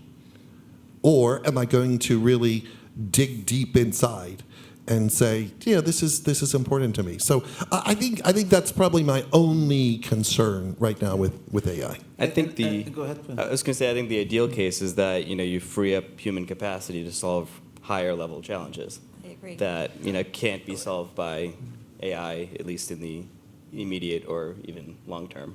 And we have to. I think that we don't have those answers yet, and we're trying to answer these questions with the information and knowledge that we currently have, and I think we really have to push that in terms of what that's going to be, because I think there's so many problems that we can address, and I really think it's really up to us to be able to do that, but we have to push that and not assume that, well, we have more time, all the rules are the way they've been. Well, no, the rules are changing, and we are going to change the rules and what we do with it. And no one is going to give it to us, right? That's like right. the companies that build these AI systems, they're not going to make it available for free and say, now spend your time on the beach because you don't need to go to the office anymore. Like, that's not going to happen. It's like society needs to make those choices. And I like the point you made about the challenges, right? So Kong here and his assistants, right? So they made this kind of bot of all of my published research. And I absolutely love it because, since I became the Associate Dean of Research, I don't have much time for consultancy anymore. But I can just, point companies to the bots, like ask the bot, right?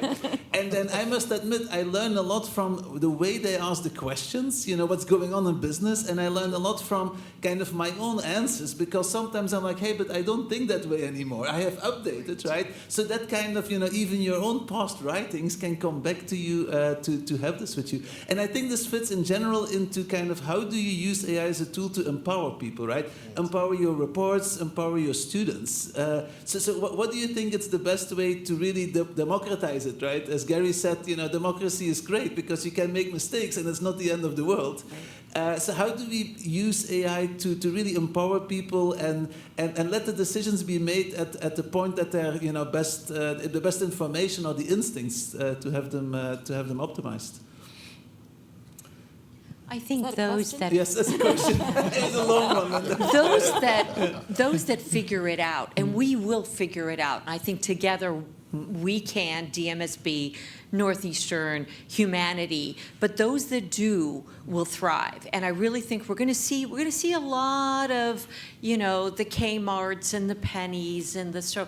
We're going to see a lot of companies fall by the wayside that are trying. They think it's a plug and play. It's not a plug and play.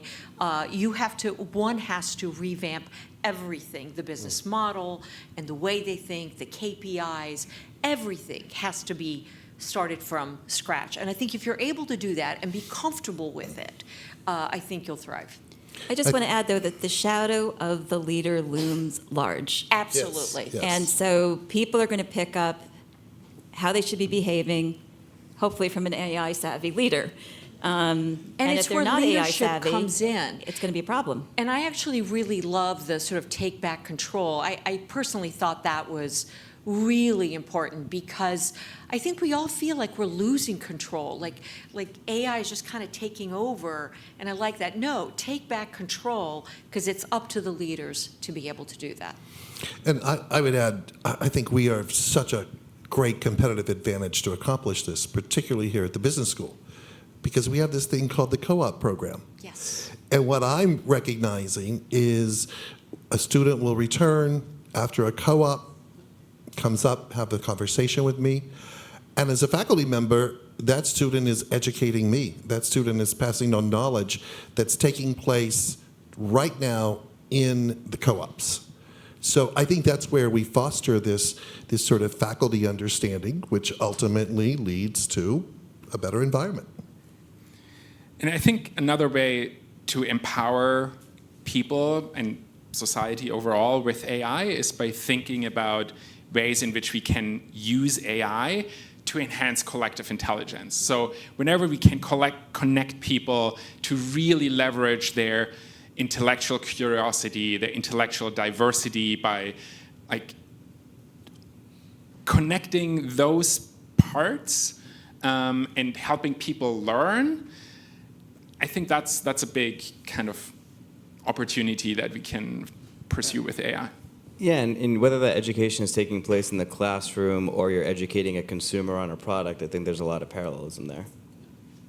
And this goes all the way back kind of, when I was in my PhD, one of my favorite papers, this is 1990, just basically said model plus manager is better than model alone or manager alone, right? So we have known for a long time that combining kind of consistent tools that are reliable together with human judgment is a recipe for success. And we saw that also in other places. I think in the interest of time, I would love to open it up to the audience. And any questions for this esteemed panel? Oh, fantastic. Go ahead, Amir. Thank you. Thank you for the panelists.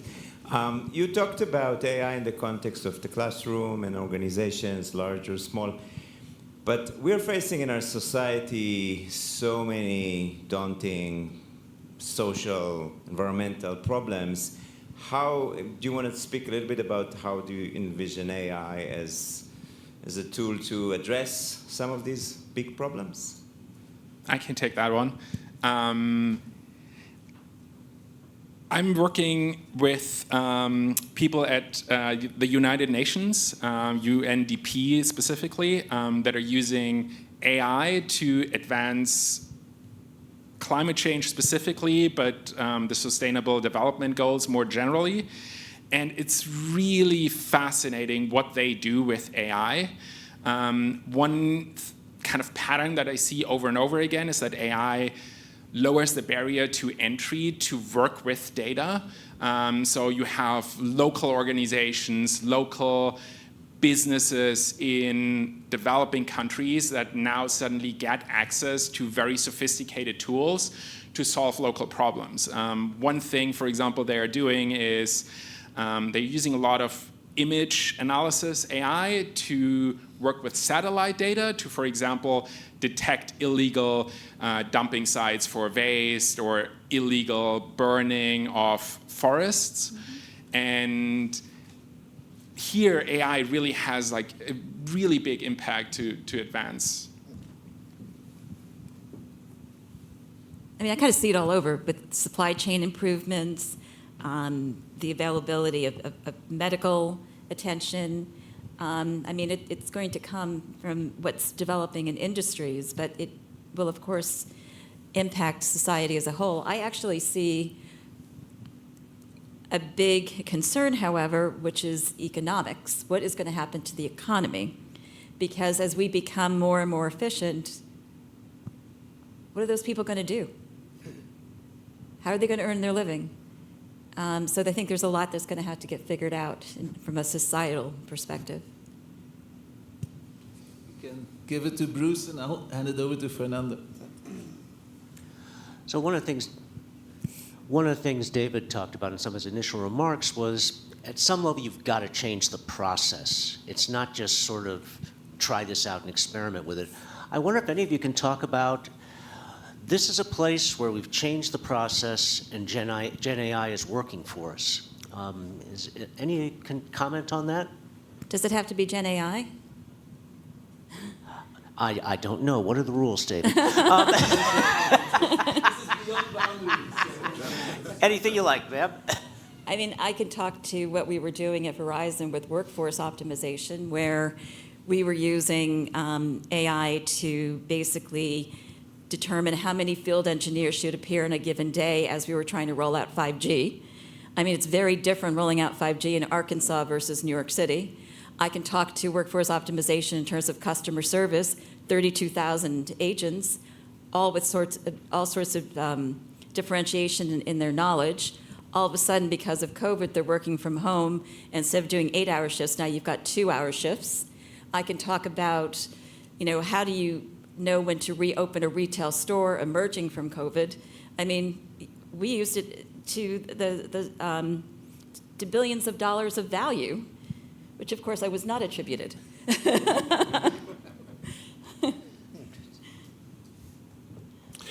I'm thinking in terms of sort of your question, a way to use it. Course evaluations.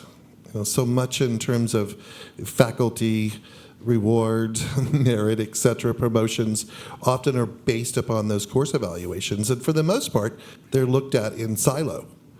Imagine AI taking that large amount of data that we have, whether it's paper form or digital form, ultimately, and being able to sort of, take that data and help us make decisions in sort of a broader comparison. I think it does to some extent, where you'll have like the department mean, department average. That means nothing to us, right?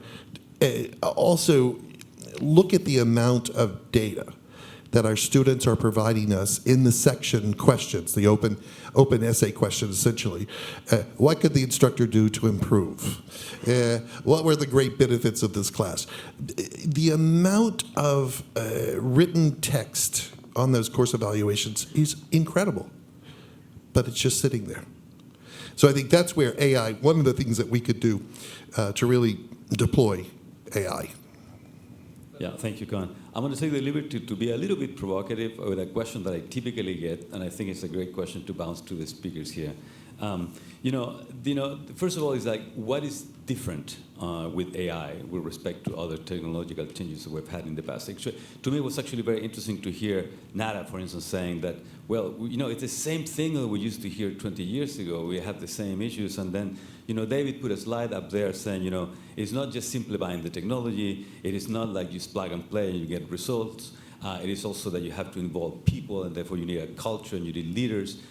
And then I hear you guys, and it makes me feel better because I just came from sabbatical and I had not ready my syllabus. And then I'm thinking, how am I going to introduce all of this AI? And I see that there's no clear solution yet. So, the typical criticism is AI will be, adopted throughout the economy, and therefore, it's not going to make a big difference after everybody has adopted it, like as we have seen with a lot of technologies, and it will all rest on the execution at the end. So, what's your view on that? My hunch is that AI is not going to be all that different. It's just another technology that offers the opportunity to reap some savings, some improvements at some parts of the process.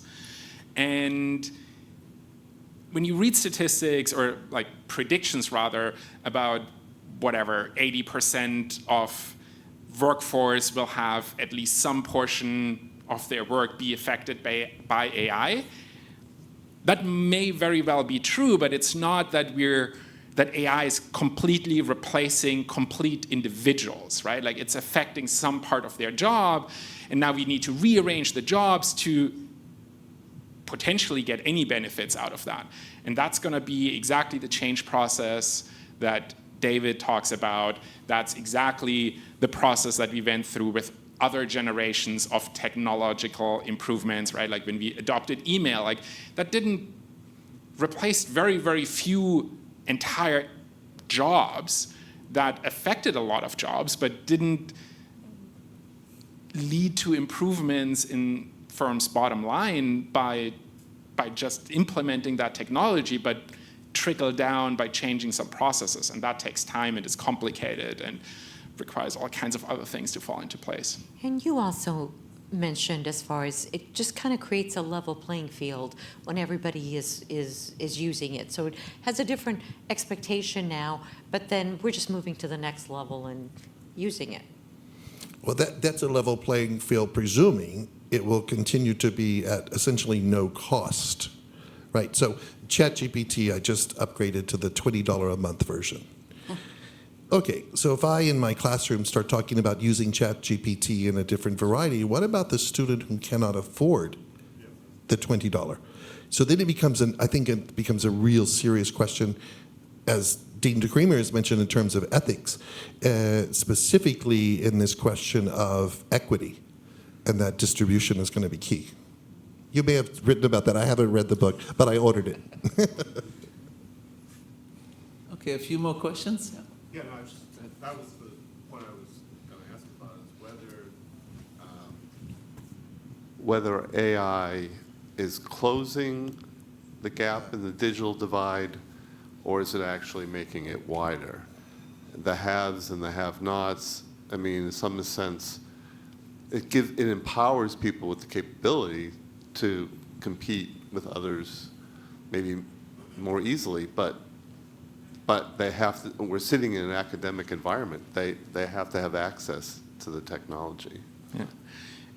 What I see in my research, the high-skilled benefit much more from AI than the low-skilled. And in that setting, AI just amplifies an already existing skill gap. Do you have a question at the back there? Yeah, go ahead. Well, I'm really interested in this concept. So imagine right now that there is a consulting firm somewhere with people in the back room thinking about how they can advise a client to operate a business using artificial intelligence to the extent that they don't need any more employees.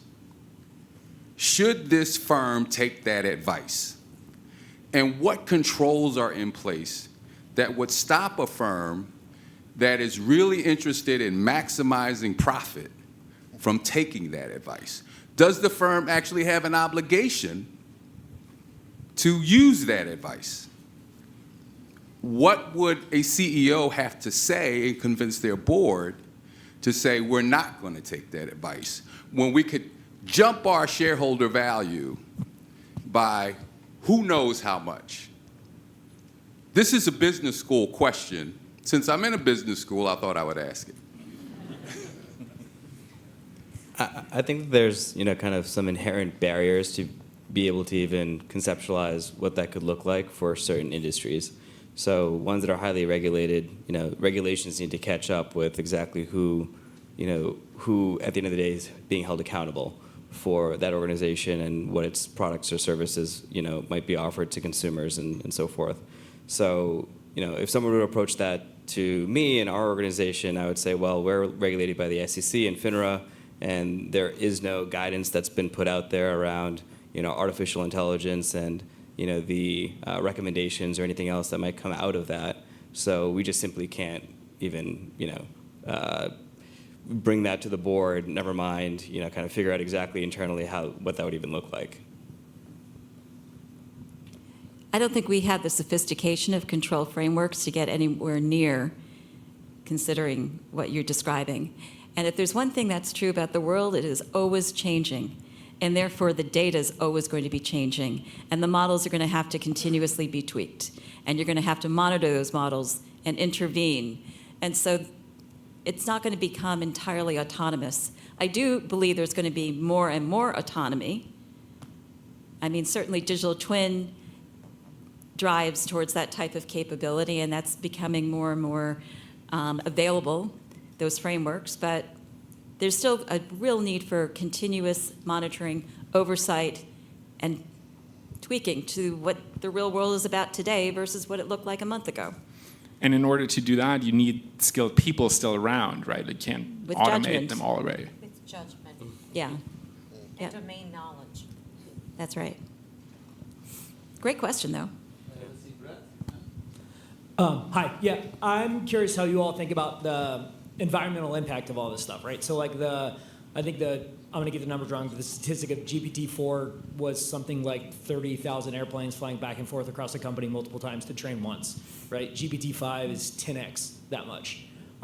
That's just to train it, let alone the invocation of it and the amount of people invoking it. And I'm always interested to know how people think about the sustainability aspect of it and the environmental impact. We're not thinking about it enough. And they're keeping it kind of quiet for the most part. But you're absolutely right. This could have huge environmental implications, and that we're going to probably need to put some kind of, again, control framework in place so that we're not eating up our resources for silly prompts. I don't know how that's going to happen and what constitutes silly. But Maybe anyway. just to build on that, I think on some level that's an attribution problem, right? Like there are clearly uses of AI that are a net negative in terms of environmental impact. There are uses that saved someone to travel somewhere, and that's a net benefit. And I think it's too simple to just say, oh, the environmental impact is bad. But I think it's also too simple to say there surely are uses that offset that, and so it's all good. I think it's a really complicated question that requires some sophisticated attribution model. I love this one, and also Linda's thing to attribution, right? Because that's my business, and talking to the ethics question, the long-term effect of something. Very often you basically approximate it with what I call proxy variables or KPIs, right? Yeah. So in terms of, hey, is AI good or bad? Maybe we don't know the ultimate outcome, but can we find something that happens soon that we know is a proxy? Economists call it a surrogate, which I think is a horrible word for it, but a proxy for what's going to happen then later on. Yeah. Okay, I think we have time for just one more question. Ravi, go ahead. Yeah. Just a quick, I'm not sure whether the... Don't ask us about chess, okay? No. I heard from someone just today that half our co-op students are not able to get jobs that they got earlier. So I'm wondering if this thing is hitting us even faster than I suspected. And from the panel, I'm not able to tell whether this is an urgent problem or this is like other technologies that have come before, computerization, electricity, and so on. And you think it's going to hit you very hard, but actually it plays out in slow motion, doesn't happen overnight. I can't reconcile that with this statistic. I don't know if it's true or not, but I just heard it.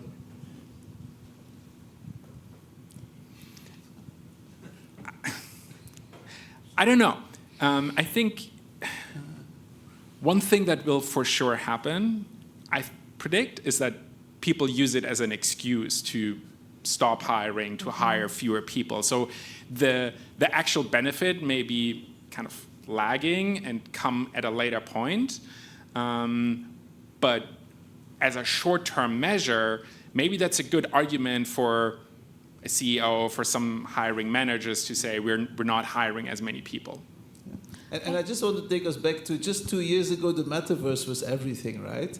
And I'm like, no, it's not 5 years away, it's more than 20 years away. These are all of the obstacles, and they're very real in kind of getting the value from AI too that we're working on. Okay, I think it's time for us to relax in a more informal setting, have some drinks. And I just want to congratulate and thank our wonderful panel. Thank you. Thank you. Thank you. Thank you.